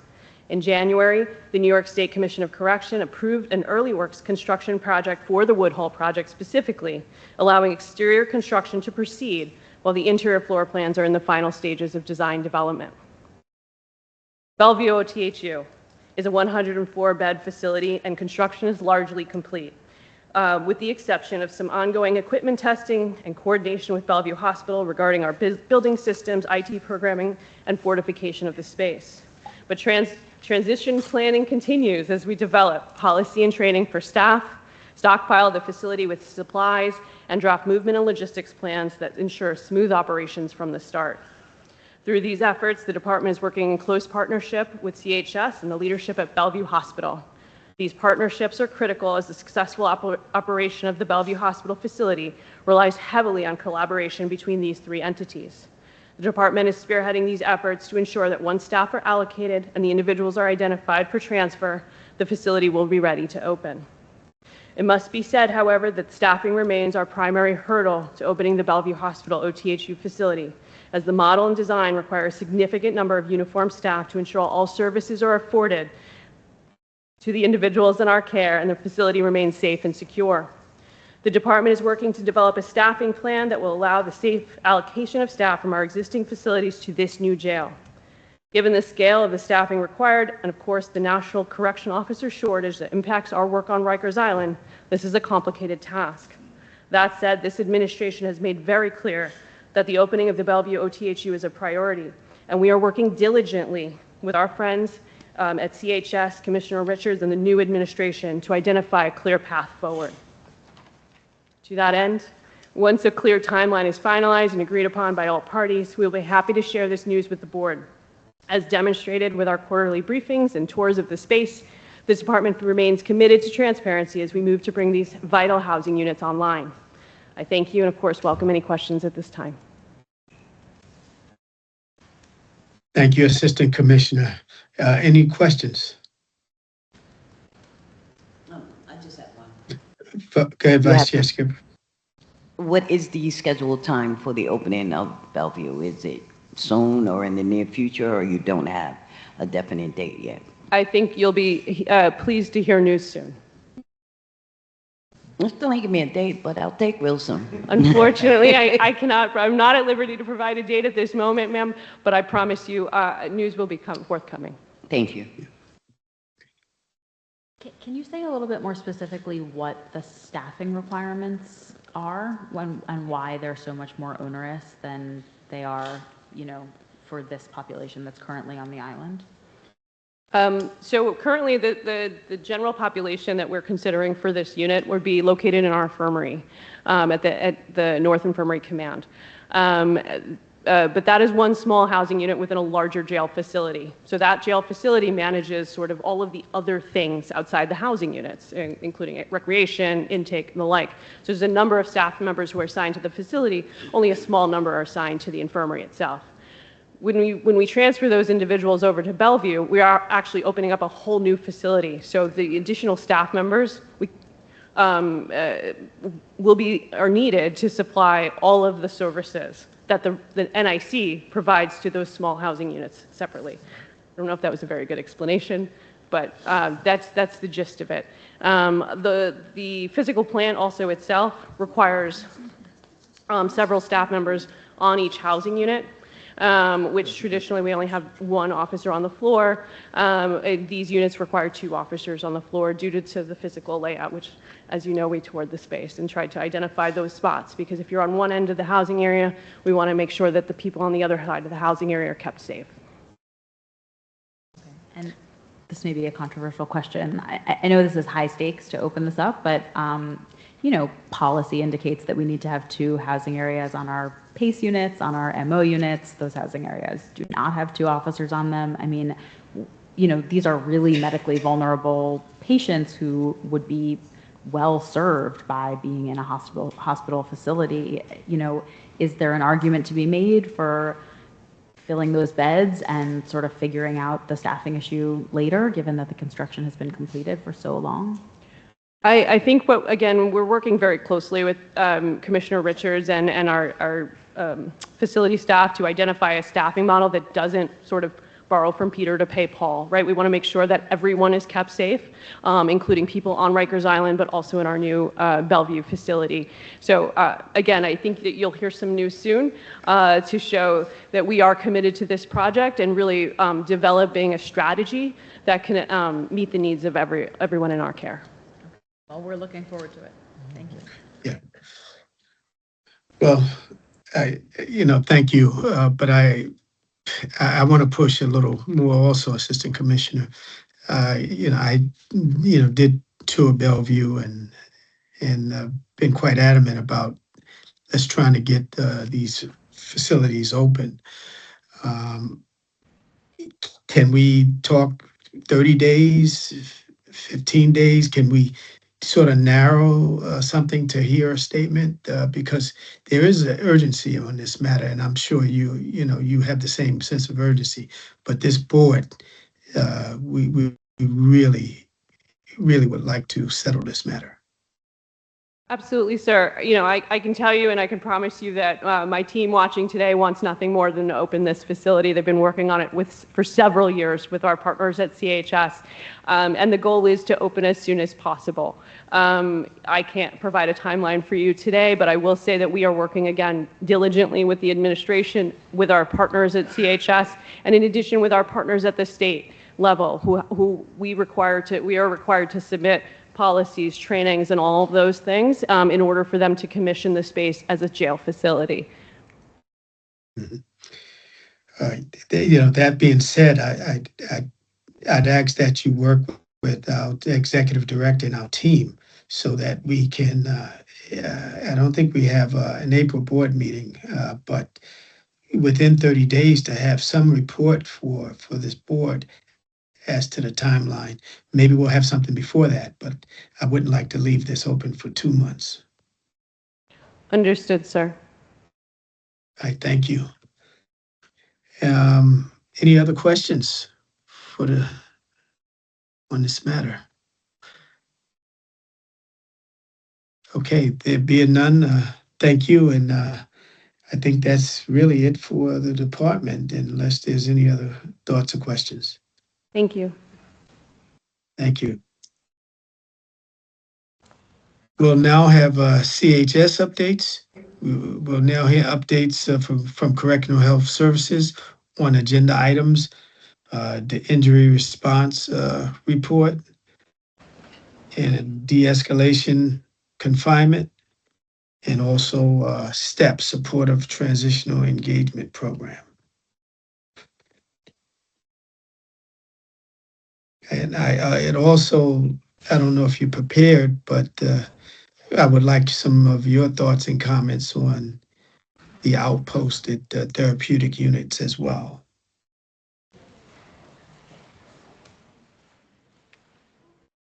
Thank you, board members.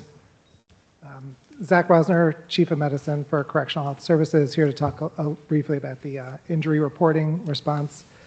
I think additional details of CHS's response is posted publicly on the website. Just as the board knows, CHS has a long history of doing injury reporting dating back to prior to the Board of Correction regulations in 2019. We take this very seriously. We find it very important for transparency in the jails, public health, understanding the situation and safety in the jails. And so we appreciate the board's attention and the work around this. I think that commitment is demonstrated by the over 3,000 injury visits, 1,000 confirmed injuries, 100 serious injuries documented by the service, the medical services, each month alone. And so we're glad to take this on. That said, CHS is also primarily a clinical agency, and our real focus in all injury care is delivering the healthcare services. And so we need to make sure that our injury reporting systems are aligned with our healthcare and meeting the care for patients who have injuries in the jails. As the board notes, investigations themselves should not delay the medical care, and hopefully that's clear in all of this discussion that the medical care is coming first. Just for understanding the system, the injuries that are reported in the sort of injury tables come from the medical evaluation. So when someone comes for an injury visit, it's captured in specific injury documentation. Self-harm data from the other section of the report does come from the mental health service primarily. The documentation for investigation purposes, as I mentioned, CHS not being the body that does investigations, is completed in real time. So when a patient comes for that visit, the DOC injury report is completed at that time. And then detailed line level information is sent to the department to complete the investigation process. I'll leave it at that for the injury reporting specifically, but I'm happy to answer questions. And Dr. Tanakar, I think, is available for discussion of some of the self-harm protocols. Yeah, I just want to reiterate what Dr. Rosner said, that we have very robust procedures and standards to ensure that whenever self-harm occurs, that we look into it very carefully. We have a lot of different referral sources, including our routine encounters with patients, department referrals, as well as outside referrals. And anytime we are made aware of any kind of self-injury, we do both the uniform notification, in which we track it, and then we do a targeted evaluation, in which we speak with the patient, try to get to the heart of what happened. Because of the nature of self-harm, it is very complex, and not all self-harm results in injury that necessarily requires medical intervention. And so inherently, there is going to be some incongruency between the numbers.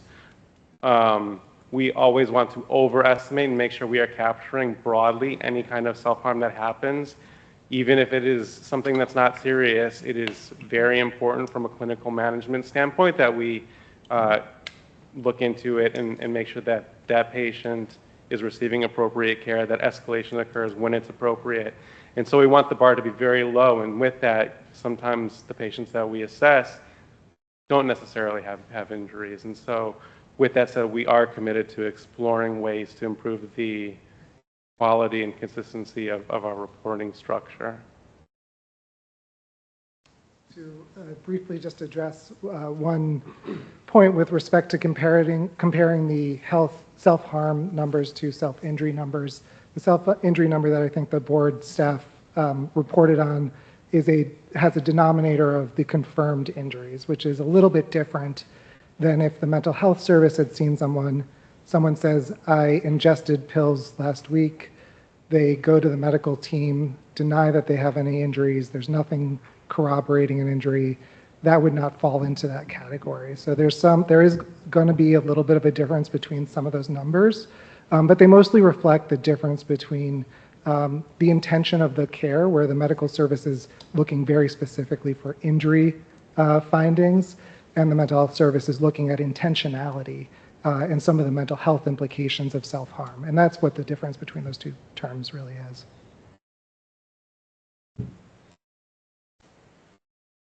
We're happy to take any questions you may have any. Any questions? Dr. Stossel?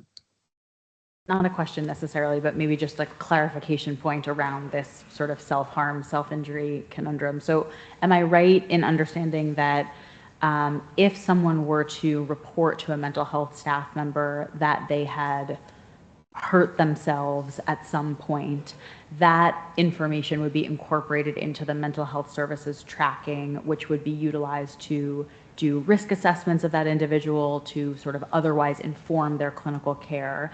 But if that behavior had not resulted in an injury as defined by the medical service, it would not be encompassed in this denominator that shows up in the self-injury report. Is that correct? Generally, yes, with the only exception being that the medical service does a high number of visits with people who deny that they have injuries. That relates a little bit to some of the mandated reporting rules and use of force rules that are in effect in the jails. So as you can see, the denominator for the number of injuries is extremely high in 1 month, 3,000 visits for injury evaluations. Ultimately, confirmed injuries is lower and serious injuries is lower than that. So there's a lot of medical care that goes into injury reporting, injury assessment.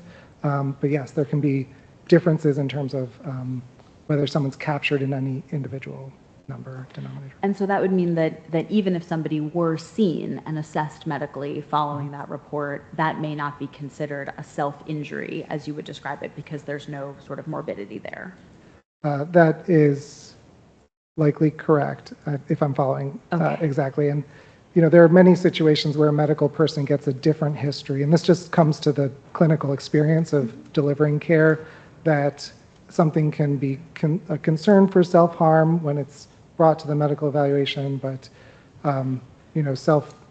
self-injury, an accidental self-injury would fall into an accidental field or something like that. There's a lot of, but I do think CHS worked very closely with the board in 2019 to try to come up with categories for this sub-reporting that is pretty consistent, and did extensive training across our healthcare services to make sure this data is as reliable as possible. And I think it's some of the most robust public reporting around injuries in any jail system in the country. Thank you. I just want to add that the spirit of what you're saying, Dr. Stossel, is correct in that we incorporate this information into our clinical decision making, particularly in regards to considering our patients' mental health risks. So it's really important to us. Any other questions? Yes, go ahead, Jude. Thank you. I had a question because the distinction between self-harm and self-injury is sort of convoluted in my mind. Could you give an example of what something in each category? Because we're both in our own areas. I'll let Dr. Atanakar speak to self-harm, but I think the short version of it from our perspective is that anything that could be an injury should be referred to the medical evaluation for an injury visit, and that's generally the teaching. So they're overlapping in the vast majority of circumstances. Yeah, if somebody does something that may not have resulted in a physical injury, but is inherently risky. For instance, placing a ligature piece around their neck, they don't injure, but that's something that is very concerning to us. And so we would categorize that as a self-harm behavior and incorporate that into our clinical decision making. But because there may not have been a physical injury, it may not result in the need for further medical intervention. Okay, just to elucidate. So the distinction would be if a person has the, let's say, blanket around their neck, but hasn't actually attempted, that would be self-harm and not self-injury, or vice versa? Yeah, self-harm is really based in intentionality. So if somebody in their mind is wanting to hurt themselves or considering hurting themselves, whereas self-injury is a physical phenomenon where there's some kind of physical result that occurs. Thank you. Just needed clarity. Mm-hmm. Thank you. You okay, Board Member Jude? Any other thoughts or questions? I had a question. If you can perhaps characterize your quarterly meetings, since we don't have minutes with the department.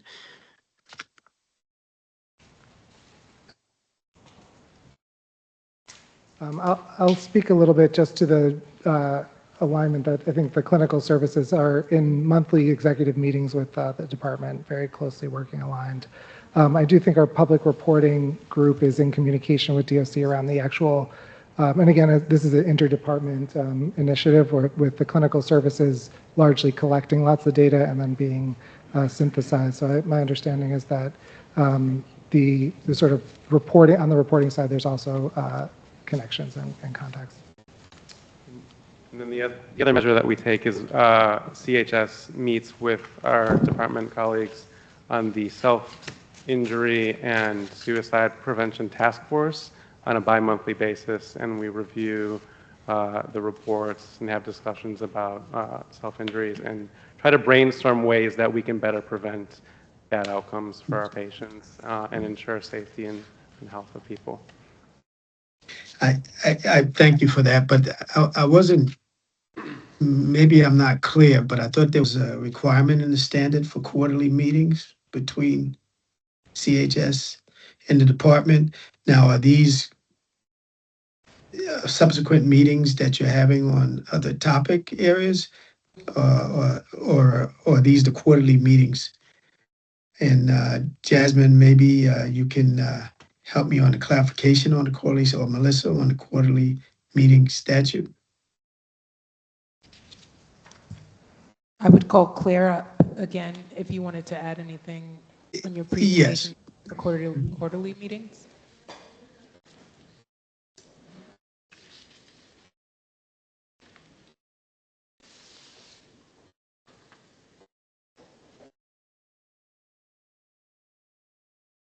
Hi. Claire Lorden, Research and Compliance Associate. We at the board on the research team contacted CHS and DOC in, I believe it was July 2025, to confirm that the quarterly meetings occur. They did confirm that the quarterly meetings occur, so that's the assumption I was under. But we don't get minutes or notes or summaries of any kind or proof, evidence of any kind of what happens during the quarterly meetings. Hi, Jeanette Merrill, External Affairs for CHS. Yes, so DOC and CHS do meet quarterly or as needed. We don't submit, meeting minutes or notes because those aren't required by the minimum standards. Okay, thank you. So I think the chair was just asking for a general description of what occurs during these meetings since we don't get the minutes, so we can have a better understanding of what's discussed for our ability to assess compliance. I believe that's what our research associate was talking about. So I think the reports themselves sort of speak to the work that's done in those meetings, but we can look into what we could provide to the board if that would be helpful.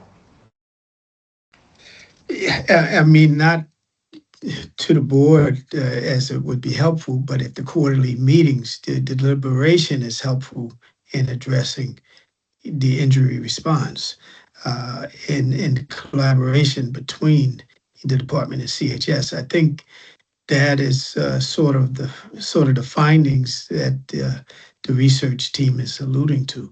So I think that if we can see minutes in the future of these quarterly meetings or some context of the discussion, because all I've heard so far is other types of meetings instead of this quarterly meeting that addresses injury response.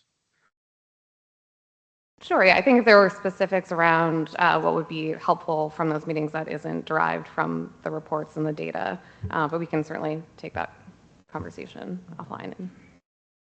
Okay, thank you for the sure, thank you. If there's no other questions on that, we can go to the next area for CHS, de-escalation confinement.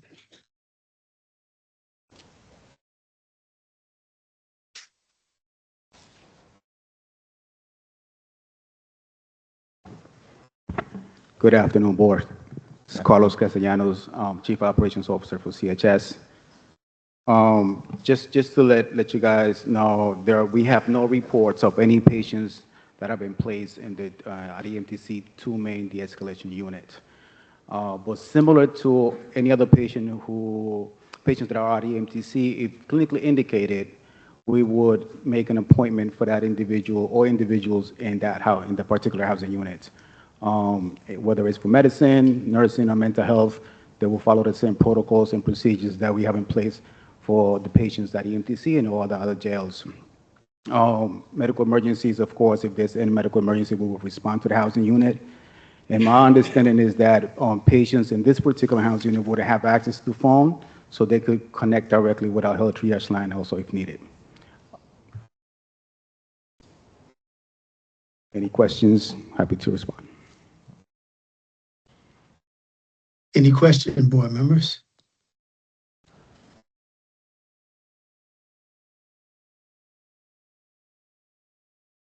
Okay, there being none, we'll move on to the step.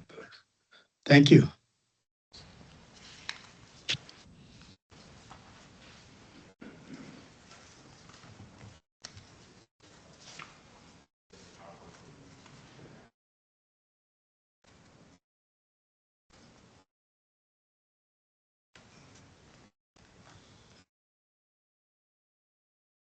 Hey, okay.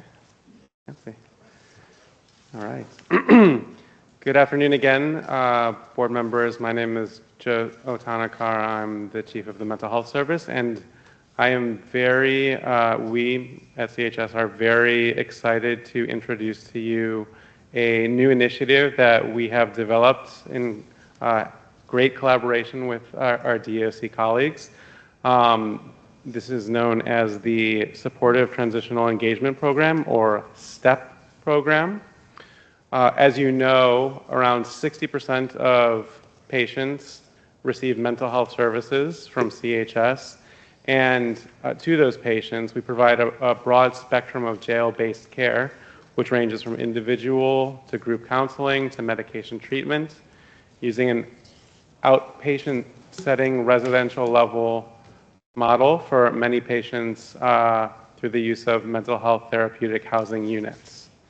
CHS, throughout the entirety of a patient's incarceration, monitors and assesses a patient's mental health needs, starting from their point of admission, and we assess this on an ongoing basis. Most of the patients that we care for are able to have their needs met in the general population. Those patients receive services in the clinics. However, patients with greater mental health needs who benefit from greater engagement with providers and from a more structured therapeutic environment may be housed in our mental health therapeutic housing units. Until recently, we've had mental observation units and PACE units as our primary mental health therapeutic housing units. On these units, CHS mental health staff typically see patients for clinical encounters within the housing area themselves, as opposed to requiring them to be brought to the main clinics. Patients on these units also receive enhanced clinical support and monitoring. PACE housing, which entails more clinically intensive care than mental observation housing, represents the highest level of care that CHS provides for mental health services within the jails. And depending on the individual patient's changing clinical needs, at any point throughout their incarceration, they may be transitioned among general population, MO, and PACE level of care. In an effort to continue to improve the quality of our work, CHS developed and implemented a new level of care within the mental health therapeutic housing continuum. We're calling this the STEP program. And STEP units are designed to help patients who do not or no longer require the full clinical support of an MO unit to maintain clinical gains outside of that setting. STEP units serve as an intermediate level between GP and MO levels of care and offer mental health services, including individual counseling and therapeutic group activities, directly on the housing units. STEP also enables more targeted cohorting of clinically distinct populations across the mental health therapeutic housing continuum, which allows for more effective group and individual level interventions and improves the therapeutic milieu of each of these specific unit types. With these changes, the number of PACE beds will not change. That will remain the same at approximately 319 beds. The number of MO beds, however, will decrease from around 945 by about 200 to 745, with 200 of these beds being converted into STEP level of care. Additionally, approximately 34 new beds will be opened up as STEP units. So with the completion of these transitions, we will have a slightly higher number of total therapeutic housing unit beds available, from about 1264 up to 1298. So far, we've opened units in NYC, RNDC and the Resch Annex. And we are anticipating opening additional units in OBCC and GRVC hopefully this week. And this is a graphic to demonstrate the shift in the population. And again, we want to thank our DOC partners for really collaborating intensively with us on this. This has been a very big project, and appreciate the teamwork that they've demonstrated to us. So thank you for the opportunity to present this. I'm happy to take any questions. We're very excited to be able to improve on the quality of care and expand the continuum that we offer our patients.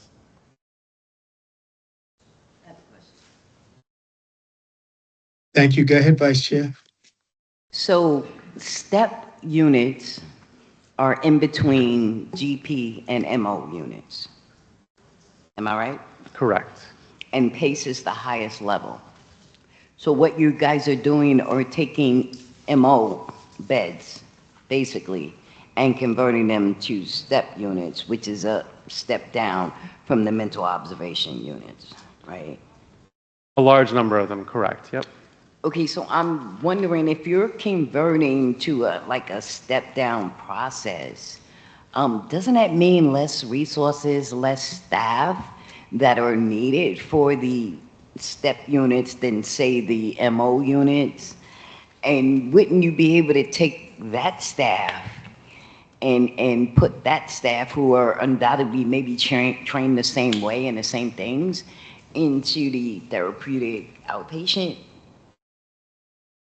I mean, we're looking at allocation of resources, and there's specific training and specific skills that are needed for these units. So I'm just wondering if you have even looked at the fact that if you're stepping people down from mental observation to STEP, which require less resources, because then the next step will be GP, which requires even less resources. Have you looked into taking the additional staff that is not needed and putting them in the therapeutic, I'm sorry, I'm not getting the name right, outposted therapeutic units, which could potentially speed up the opening of them? Thank you for the question. We are constantly reevaluating, reassessing our staffing assignments, and currently are fully staffed to open up the outposted units. So this is not a limitation for us. Mm-hmm. But with this transition, it will allow us to explore additional opportunities to reallocate our staff. And so it's a good question, and definitely something that we are considering all the time. How are we optimizing the use of our staff in the support of our patients' needs? And so it's something we're going to continue to assess and evaluate on an ongoing basis. Thanks, Joe. Patsy Yang, Senior Vice President, Health and Hospitals. As Joe mentioned, it's not a need for us to divert or redirect our resources to the outposted units. We're okay on staffing there. We're fortunate to be able to do that. The development and the creation of the STEP units was not to diminish the level of care, but to create another option for people who don't actually need to still be in the MO, but weren't quite ready to be in GP. And so this is an intermediate step literally, and people can move from GP up to STEP or from MO down to STEP, and I don't mean downgrade in terms of quality or of care. It's just a more appropriate, nuanced level of care. Okay, thank you. Yes, just any other questions before Dr. Stossel, go ahead. This is thrilling. I'm so excited that this is opening. I know we talked about doing this for a long time. I just had a couple of questions about sort of differences between MO and STEP in terms of the clinical services that are offered.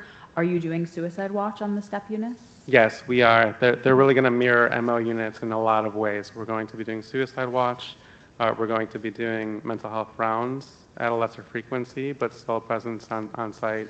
our staff will be seeing patients on site. These units have the same DOC staffing matrix as MO units, and so for the patient, it will largely feel very similar to an MO unit, but be much more tailored to the needs of that patient, because in the past, there was a very big gap between an MO unit and GP unit, and it can be very challenging for patients to manage that transition between. And so really the spirit behind this is to support that transition in giving some greater resources and observation and helping them to really carefully move into a lower needs level of care. And in terms of the programming that's offered, is it similar to what you would expect, the DOC programming, similar to what you would expect in another MO unit in terms of rec and other, law library and all of those services should be happening sort of in the same way as they happen on other MO units? Yeah, I would defer to our DOC colleagues, but they are really designed to mirror the MO level of care. And one of the beauties of this is that these populations are going to be in many ways distinct from the patient population in MO units, so we'll really be able to target the type of therapeutic interventions that we're doing to be specific to those needs. And there was some concern, I think, that was raised about the NIC the location of the NIC step unit, and I don't have details on it, but are there facility issues or operational issues in that third floor NIC unit? So last week, my medical director and I toured the unit and found that it seemed to be functioning quite well. It's a smaller unit than all of our other MO units historically, so the footprint is not as large, but I think that offers opportunities for patients that may benefit from less stimulating environments. And is the goal of this sort of plan to have a step unit in each facility to minimize the amount of transfers between facilities for people who are coming in and out of step and GP? I don't know that I would get that granular in kind of the specific sites of the locations, but really the goal is to make sure that there are an adequate number of step beds to meet the needs of the population, so that anybody who would be best suited for a step level of care has a step bed available. Anybody who is best suited for MO level of care has an MO bed available, and same for PACE level of care. Thank you. Yep. Hi. As you develop this new initiative, is there anything in mind? Let me just acknowledge you, Board Member Felipe, so that it's on the record that you are asking the question. Felipe Franco. So regarding this new initiative, is there anything being contemplated for young adults, 18-5, because of their particular developmental needs? So we haven't come up with any specialized units yet for STEP units, but definitely it's something we can consider in the future. Certainly young adults will, be privy to this level of care as well. And last question, is there any alignment between this new initiative and the counseling work that the department does? I know the department has a significant number of counselors and they're doing evidence-based programs of some sort. Yeah, we meet regularly with our DOC programs partners. I think we are distinct in the work that we do, but certainly I know that they're doing good work as well. But again, our focus really is the clinical maintenance of the patient population. But they're doing a lot of mindfulness and a lot of DBT that I assume could be helpful. Wonderful for any patients within the entire entirety of the system. Yeah. But now that we have a first deputy commissioner who has worked in mental health, maybe you guys can collaborate more. Yeah. Sorry. Eager to continue. Thank you. Yeah, just one last question for me. Is STEP created from best practices or internal from CHS? And what would you consider your measurement of success for a STEP program? So this has been a product of really years of working with patients and identifying the need for this bridge between the gap. It's really a clinically informed decision based off of our work in CHS that we've been doing. And I'm sorry, what was your second question? What would you consider a measurement of success for participants of the STEP program? Yeah, ultimately the goal and hope is that this will lead to decreased incidence of self-harm, that this will lead to more clinical stability of patients, that we'll be able to do really targeted clinical work for these patients that will allow them to experience less clinical distress, higher functioning. And so, I think concretely, some of the things that we would hope for would be a more therapeutic environment that leads to less self-harm incidents. Okay, thank you. Are there any other questions?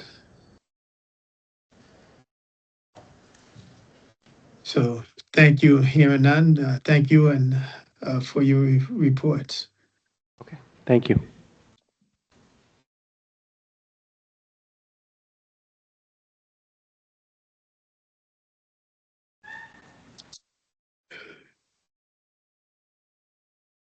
We'll go to public comments now. We will now hear comments from the public. Jasmine will call the names of those who signed up to speak.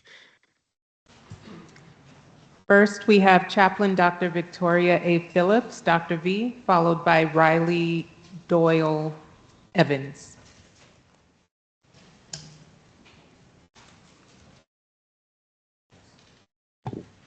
Peace and blessings. Can you hear me? Because I know it's kind of hard to hear some of y'all talking. Y'all can hear me? Okay, very good. Peace and blessings, everyone. I'm Chaplain Dr. Victoria A. Phillips, and it's so good to see all of you. I just have a few things I want to make a comment on. First, let me just be clear. I want to speak for the detainees when I say I don't think that a detainee or incarcerated individual wants to see an officer who could probably dress up as a turtle in the morning coming to be their mindfulness facilitator in the afternoon. I'll just leave that. I also want to highlight that about 4 years ago now, I believe, New York State, thanks to a lot of advocates who put in great work, actually had New York State change the word inmate in our state law to incarcerated individuals. So please never feel afraid or apprehensive to speak the correct language of those you are discussing in the rooms where you oversee a department. I also want to highlight that when we speak of 98%, thank you so much for your report today. When we speak of 98% of those that do not agree in responding to someone coming around for an investigation, high hell and hot water, that we just going to say that just because the detainee don't want to speak. There are so many things that go into why someone does not want to engage in an investigation. Many times I've mentioned on the record captains I've seen actually ripping up grievance forms. There are so many things that go into intimidation on why someone would not agree to be a part of the investigation. And I do not believe that all these people have just simply said, no, I do not want to cooperate. I think the city and the state should investigate that. I also want to say, for no meeting notes, how many times do I have to point out all these salaries on the record that get paid by New York City taxpayers and no one ever has a question or answer to your questions? How is it that two different departments, CHS and DOC, and no one can provide meeting notes? Is the meeting even occurring? When's the last day they actually had a quarterly meeting? I wish one of y'all would have asked that. Separate systems. For so many years, I've been testifying about the lack of engagement between departments. Dr. Homer Venters, who actually used to run the medical department in Rikers, actually used to testify as well, the lack of engagement. So the beautifulness that we see in the room isn't always what's actually played out in real time. I also want to just highlight If there is going to be a system put together, make sure that we're protecting the HIPAA rights of those detained. Just because you go to the island and wait for your fair day in court does not mean that you lose all rights on domestic soil. And I just also want to remind this board, yes, we have a new commissioner, we have a new FDC, and they come with great reviews, and we know the history of them. But they are now leading a law enforcement agency, so I expect this board to do the right oversight when it comes to people that you are familiar with, because we still have to hold them accountable in real time to preserve all lives that work and reside on the island. Peace and blessings. Thank you. Next, we have Riley Doyle Evans, followed by Natalie Fiorenzo.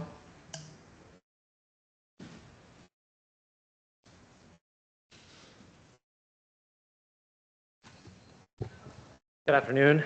Riley Doyle Evans. I'm a staff attorney at the Prisoners' Rights Project of the Legal Aid Society. Thanks for hearing my comment.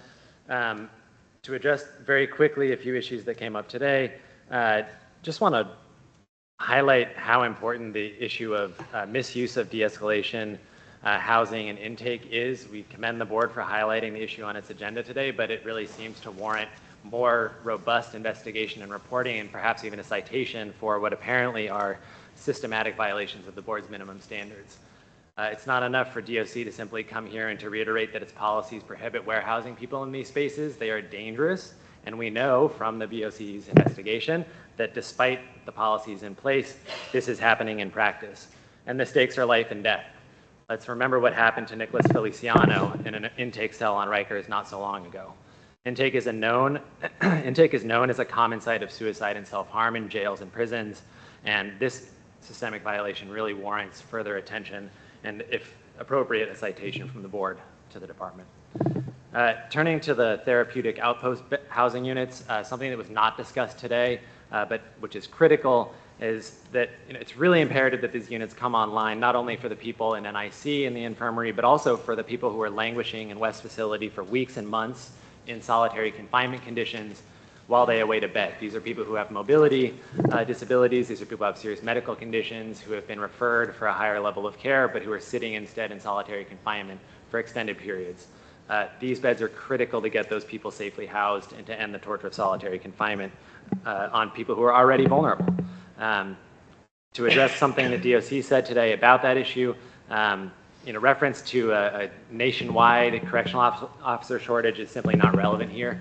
DOC remains a very richly staffed correctional system as compared to the rest of the nation. This is about allocating its resources effectively, and these should be choice posts. They're off the island. DOC can consider other incentives to get people to work there.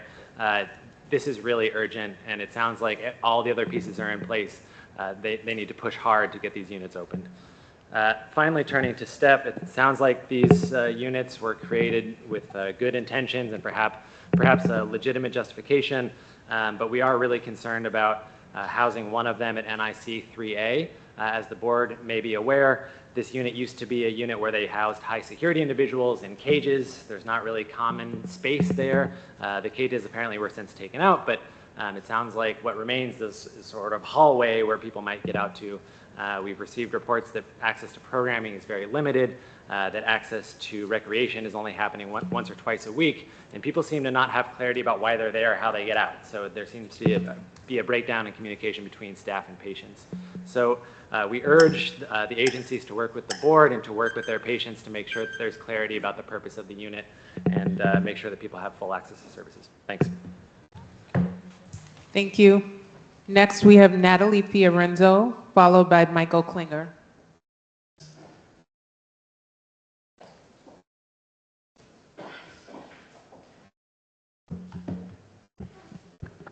Hi, good afternoon.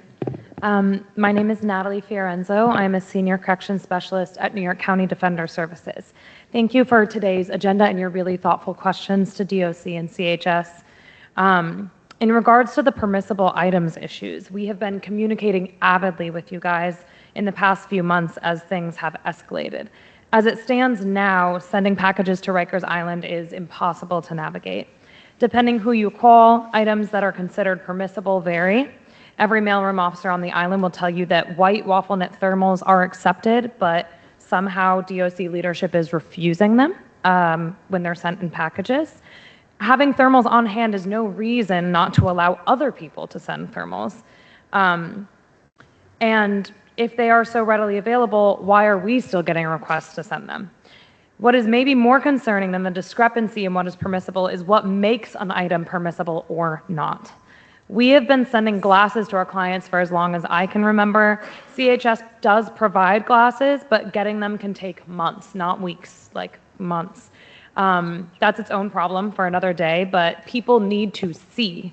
Rikers is already an intense enough environment as it is. Imagine navigating it without the ability to see. To combat the long wait through CHS, we regularly send glasses to our clients who ask for them, and now all of a sudden we can't. This is the same with colored pencils. We have been sending those for years. There are so few things to do at Rikers to keep busy, and it's no secret that programs are few and far between. What is the difference between accepting a regular pencil and a colored pencil? I do not know. You tell me. And finally, what possible reason could DOC have for exclusively accepting name brand van shoes? The specific styles that they require are very hard to find, and they run between $60 and $80 for a pair, while a knockoff pair is less than $20. This is a completely unnecessary hardship designed to further impoverish incarcerated New Yorkers and their families. On the topic of attorney visits, they actually have been much smoother as of late. Wait times are way down, and I'm hopeful that with the codification of new minimum standards on the issue, the new attorney scheduling form, and the long-awaited executive director of visits, this will continue in the same direction. One facility that unfortunately has not shown much improvement is OBCC. Wait times do continue to be multiple hours long. Please look into the council visit process at that facility and direct DOC on how they can also make improvements there. As always, continue to monitor these new processes, pilots, and systems as they get rolled out to make sure that they are operating as intended.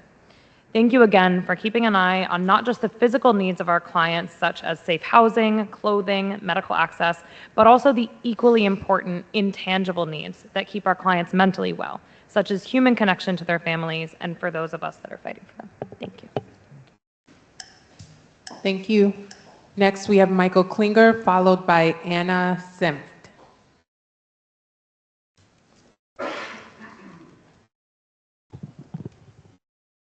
Good afternoon. My name is Michael Klinger. I'm a jail services attorney with Brooklyn Defenders. Thank you to the board members and staff for the opportunity to provide some brief comment today. We welcome both the incoming department leadership, Commissioner Richards and First Deputy Commissioner Egan, as well as the court's recently installed remediation manager, Mr. Demmel, and we look forward to working with all of you to make this city a safer, healthier, and more righteous place for all New Yorkers. And Executive Director Brown, welcome. The department's confirmation today that it will support a collaboration between the department, the community, the board, and advocates on the topic of visiting loved ones on Rikers Island presents a critical opportunity for progress. We want to emphasize that for this effort to be successful, we believe it must include both uniformed and non-uniformed staff, that it must meet with consistency both of personnel and scheduling. It must regularly produce updates for this board, and it must be supported by and based in the Office of the Commissioner, just as it was in the past. The board's minimum standards address visiting in the jails, and the department's own policies implement these standards. The rules and procedures all tend to give the sense that fairness is the goal and that harms can be corrected. But we do see harms. Every time a family member is subjected to a ban from visits, or a person in custody is surprised to find themselves limited to booth visits because they were never told about it, including by not receiving Form 143B, which is required in all cases, imposing such a limitation. Although we frame such departmental errors as a lack of due process or as otherwise legalistic and bureaucratic, and although these errors feel as though they carry the force of law to the people in custody and their family members, the harms that they produce are nevertheless deeply human in scale. They lead people who have waited many hours in the heat or in the cold to meet through cloudy and scratched plexiglass when they expected to place a son or a daughter on their parents' lap. They lead people who have waited many hours to be turned away because the department believes a ban is in place, even if one was never properly communicated. They prevent the people we represent from holding their children or from reaching out to touch a partner's hand. While training and supervision, staff responsibility and accountability all must be addressed, We are drawn to the prospect of culture change, not only by the promise of the revived collaborative working group, but by the analysis of several experts, including now First Deputy Commissioner Egan, in their article, Beyond the Island, Changing the Culture of New York City Jails, when they write, comprehensive reform, the kind of reform that can stop endemic violence and truly change treatment and conditions in DOC facilities, involves more than just remaking the DOC's physical space. The DOC must perform a deliberate analysis of its current culture and the impact of that culture on daily operations. A proactive and supportive environment for staff and management will allow operational reforms to be successful. We agree. Thank you. Thank you. Anna Sempt, followed by Kyriaki Vitulis Acevedo. Good afternoon. My name is Anna Sempt, and I'm with the Urban Justice Center's Mental Health Project. I am presenting this testimony on behalf of a client who's currently incarcerated at Rikers. I grew up in East Harlem. I've been incarcerated since September of 2024. I'm currently in RNDC on Rikers. I've been held in RESH, enhanced supervision housing, twice in the last year. In RESH, there are different levels of lockdown. You're on level 1 at first. There are more restrictions for people on level 1 than on level 2. People usually stay on a level for 30 days. The jail tends to put incompatible people, like people from different gangs, together on level 3. It's an experiment, and the experiment is not working out. People are getting cut in the face. The first time I was in RESH, I was there for 60 days. After being on level 1 for a week, I had a hearing. I was accused of being involved in an assault. I tried to bring in the victim so that he could tell the officers that I wasn't involved, but they didn't let me bring anyone in. The hearing officer said that I was guilty. When hearings happen, you're your own lawyer. Nobody gets representation. If you're involved in an incident, you're getting sent to the box. People rarely beat their accusations. One time, an officer accused me of being involved in an incident, but he didn't show me any videos or stills. I pled not guilty. They told me that I was banned from contact visits indefinitely, which typically only happens when there's an incident during visitation. There's supposed to be paperwork when they're restricting visits, but the officer told me directly that there was no paperwork about my restriction. After about a week, I was found guilty and dropped back to level 1 for a month. On level 1, I spent most of my time in my cell alone. It felt like a cage. I was outside my cell for an hour each day for recreation. Sometimes the COs said we couldn't go out for recreation because of the weather. I was often shackled to a chair for 4 hours a day. The COs would unchain us for a shower, and after the shower, they wouldn't let us come out again. I spent 19 or 20 hours in my cell every single day. The COs strip search me every time I leave my cell. It doesn't matter if it's for shower or for recreation. It makes me not want to leave my cell. There have been a lot of times where I've spent 2, 3, or 4 days in a cell so that I don't have to get strip searched. When I was on level 1, my cell was on the 2nd floor, the top tier. The COs don't like coming up to the top tier, so it's hard to get their attention. I had to bang on my cell door for 45 minutes to an hour every day to get their attention so that I could use the bathroom, get a tissue, or ask for a pen. The officers are supposed to come around every 30 minutes. There are enough officers around, but they ignore you. Someone could kill themselves, and they wouldn't even know. In RESH, we got visiting days once a week. I could hug my wife and son at the beginning and end of the visits, but I wasn't allowed any other contact. During the visit, my leg was shackled to a chair. One time, after my son's mother visited, she got banned for 180 days, and I couldn't see my son that whole entire time. In RESH, you're away from everything. You feel out of sight and out of mind. It plays tricks on your mental health being in RESH. It made me feel like nobody could hear me. It took away any sense of control that I thought I had over my life. It made me feel hopeless and helpless. The way we're being treated in RESH makes us feel like animals. Our meals were dropped into our cells through a slot. Nobody actually checked in to see how we were doing. And the next speaker will continue with this testimony. Thank you. Hi, I'm Kyriaki Vitulis Acevedo. I'm also working with the Urban Justice Center, and as Anna said, I'm continuing the previous testimony. The doctor would come by every morning for sick visits around 5 or 6 a.m., so you would miss it if you weren't awake. One time I put in for a sick visit for athlete's foot. When the doctor came by, he didn't even look at my feet. He just prescribed me a cream. On top of that, every day I told the staff I needed to go to the dentist since I got there because my filling fell out. I'd been asking to see the dentist, and I'd been repeatedly told that I'd be put on a list. It took more than 5 weeks before I got an appointment. There are also not enough mental health caseworkers. Most people only see them once during their entire time inside. I want to tell them about what it feels like to be cut off from the world. When I was in Rush the second time, I asked for an appointment, but I never saw a counselor. I wanted emotional support, but I don't think they're able to offer that. I got to speak with someone in RNDC after a few weeks, but then at my next appointment it was a different counselor. They told me it might keep being a different person every time. I think when you're dealing with sensitive and confidential subjects, you should be seeing the same person every time you go to counseling so that you can build understanding. There was nothing to do all day in Rush. The only thing you could do was read books and write letters. I read anything I could get my hands on to pass the time, but sometimes I couldn't even write letters because I didn't have a pen.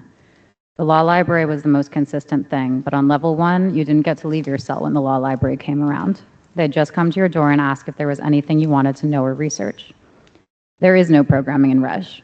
You might be let out of your cell and sit shackled to a chair for 10 to 15 minutes to talk to someone, but there's no curriculum. Sometimes we talked about the game that was on recently. After a few minutes, they'd make you sign a book and they'd leave and you'd go back to your cell. I was on level 2 recently, and there I could sometimes go out without being shackled to a desk. I was allowed in the recreation cage with the other guys instead of doing rec alone, but even on level 2, I didn't feel like coming out of my cell because I was being treated inhumanely. My cell didn't have heating and they weren't fixing it. They even came around with a thermometer to check how cold people's cells were. I spent half the day under the blankets because it was too cold not to. I didn't want to come out because it felt like being outdoors. Once they ran out of the allergen-friendly food I could have, I mentioned this and one of the deputy wardens got aggressive. She grabbed my hand, which was sticking out of the slot in my door, bent to my wrist, and pushed my hand back in. I heard her say, "He thinks somebody cares." I've been going through all the avenues I can to advocate for myself this whole time. I know I should have had contact visits, the heat should have been on, and I should have been getting real food, not Raisin Bran, for meals. I filed grievances and 311 complaints, but it's like they can just ignore you.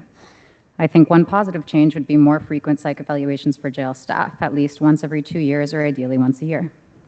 In Rush, we were only allowed to have free calls for 6 minutes a day. I had to choose between calling my family and calling my lawyer, so I called my family. I have a wife and a 5-year-old son. Talking to them is usually the only time I feel like I'm being heard. When I was in Rush the last time I was locked up, we got to use the phone for 21 minutes every 3 hours, so it was a big change. One time I talked to the warden about phone time, and he told me that phone calls are so short to make sure that people don't want to come back. I used to want to be moved to Gen Pop because I knew there was workout programming and social workers who would listen to music with you. But since I got moved out of Rush, I realized things are just as bad in Gen Pop. It's still cold, and the COs are cruel to people there too. Thank you. Thank you. We'll move on to our virtual speakers. First, we have Mary Lynn Whirlwas.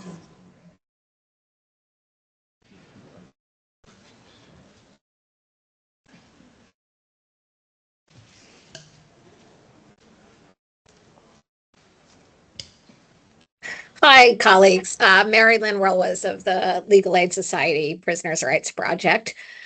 We've talked today about thermal underwear, blankets. One of the callers explained to you his freezing conditions in the jails. And in this connection, I want to use this comment period to ensure that you board members know of and avail yourselves of an important source of information about these and other conditions in the jails that can bolster your oversight. You all know of the federal monitor in the Nunez litigation, but recall there's another monitor at Rikers Island, the Office of Compliance Consultants, which is tasked with ensuring compliance with the consent decrees in the Benjamin litigation, which addresses the physical conditions at DOC facilities. The monitor issues reports 3 times a year, and you should read them. They're publicly available on the court's docket, and you will see there they consistently find DOC out of compliance with the court's orders. This monitor also addresses individual complaints, and here are a few of their recent findings after the recent cold snap. On February 26th, the monitor found that RNDC 5 Central South was freezing cold, and that 14 cells in the unit lacked heat, that DOC had not entered any work orders to fix the situation, and that the problem had persisted since January. It wasn't until March 2nd that DOC fixed the radiators in those cells, and these cells were occupied. Even in cells with working heat, DOC's failure to repair broken windows has brought frigid outside air inside. In all of its recent docketed progress reports, the monitor has found many inoperable windows about which work orders were either not submitted or were submitted and resubmitted without fixing. And in recent inspections, here's what the monitor found. January 22nd. The monitor found broken windows that were bringing in outside air in 4 occupied cells in RNDC 5 Lower South, and no corresponding work orders. February 3rd, OBCC 8 Upper. The monitor found that 5 windows did not close, which prevented any heat from being felt in the area. The monitor found no work orders, and the windows were fixed only after the monitor reported its findings. These all came to light only because people complained to our office and the monitor investigated, and that's not sustainable. DOC must be held accountable for affirmatively maintaining safe conditions and making repairs, and most critically, moving people out of these cells pending repairs. The fact that these cells were not repaired timely is one problem. The fact that they were still inhabited is another. We raise this today in the hopes that the board will monitor its own standards regarding the physical conditions in the facilities. We're going to be back here in May, all of us, and we'll need answers on preparedness for hot weather to prevent suffering. And we look forward to hearing about your investigations and to you publicly reporting to us what you find in the jails. Thank you. Thank you. Our final speaker is Emily Joyce.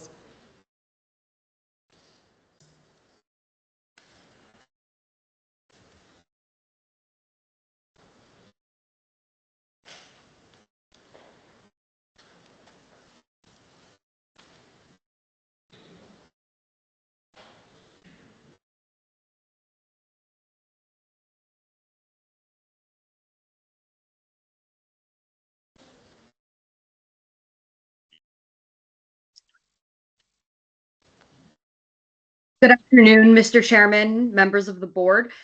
My name is Emily Joyce. I'm a social work intern at the Bronx Defenders and a second-year MSW student at the Silberman School of Social Work. I'm pleased to hear that the Department of Corrections is taking steps to address the ongoing confusion regarding permissible items. In the spirit of ensuring that those incarcerated have their struggles heard and to ensure DOC's expeditious response, I'd like to speak about the experience of confusion for families, advocates, and our clients, people who are currently incarcerated at Rikers, regarding permissible and impermissible items. Now, you might be thinking, how confusing could it be? There's a list. Wrong. There are currently several lists, none of them the same, and oftentimes disregarded. Over the past few months, our office has received numerous reports about the lack of heat and hot water across the jails on Rikers Island. During a record-setting cold spell with multiple snowstorms and wide power outages, our clients told us they were freezing and that they experienced multiple lapses in power, which made it impossible for clients to communicate with their legal teams and loved ones. We were told that the Department of Corrections was addressing these issues and distributing winter clothing, but the reports continued and our clients did not receive the thermals and winter items our office sent to them to stay warm. If that sounds confusing, it's because it is. On Thursday, March 6th, I spoke with a person in custody about this issue. I showed him a list that our office had received on February 20th, reflecting the current understanding of what items are permitted. He immediately said, "This is completely different from the list we have. Completely different." He then went down the list item by item. The first item was Vans, old school or slip-on. He told me he had back surgery years ago, has a plate in his foot, and that his right leg is a 1/4 inch shorter than his left. Vans provide almost no sole support. He said it felt like walking directly on the ground. It took months for him to finally receive sneakers that support his feet, but he told me because he has different shoes, now I also have a target on my back. He continued reading, all white socks, but gray sole is unacceptable. How are you supposed to know what color the sole is when you buy the pack? Then he said, people don't have the means to be spending exorbitant money on new items and shipping over and over again when things are returned or never delivered. Finally, he reached the line that made us both laugh out of frustration. Coloring books allowed, but no crayons or colored pencils. He looked at me and he asked, how am I supposed to color? The confusion around permissible items creates unnecessary hardship for families trying to support their loved ones and for people in custody trying to meet basic needs. Clear, consistent, and publicly accessible rules and consistent enforcement of those rules are essential. I urge the board to require greater transparency and uniformity from the Department of Corrections regarding permissible items so that families, advocates, and people in custody all have the same information. Most of us can only imagine how hard it is for those who are incarcerated to find sources of support and comfort. Why make it unnecessarily harder? Thank you for your time and for your continued diligence and oversight. Thank you. Chair, there are no more public comments. Thank you very much, Jasmine.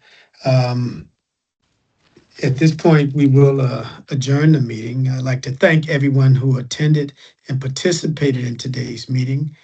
The board's next meeting is scheduled to take place on Tuesday, May 12th, 2026 at 1 p.m. At this time, I'll take a motion to adjourn. So moved. Is there a second? Second. All in favor? Aye. Opposed? Without hearing any objection, this meeting is hereby adjourned. Thank you.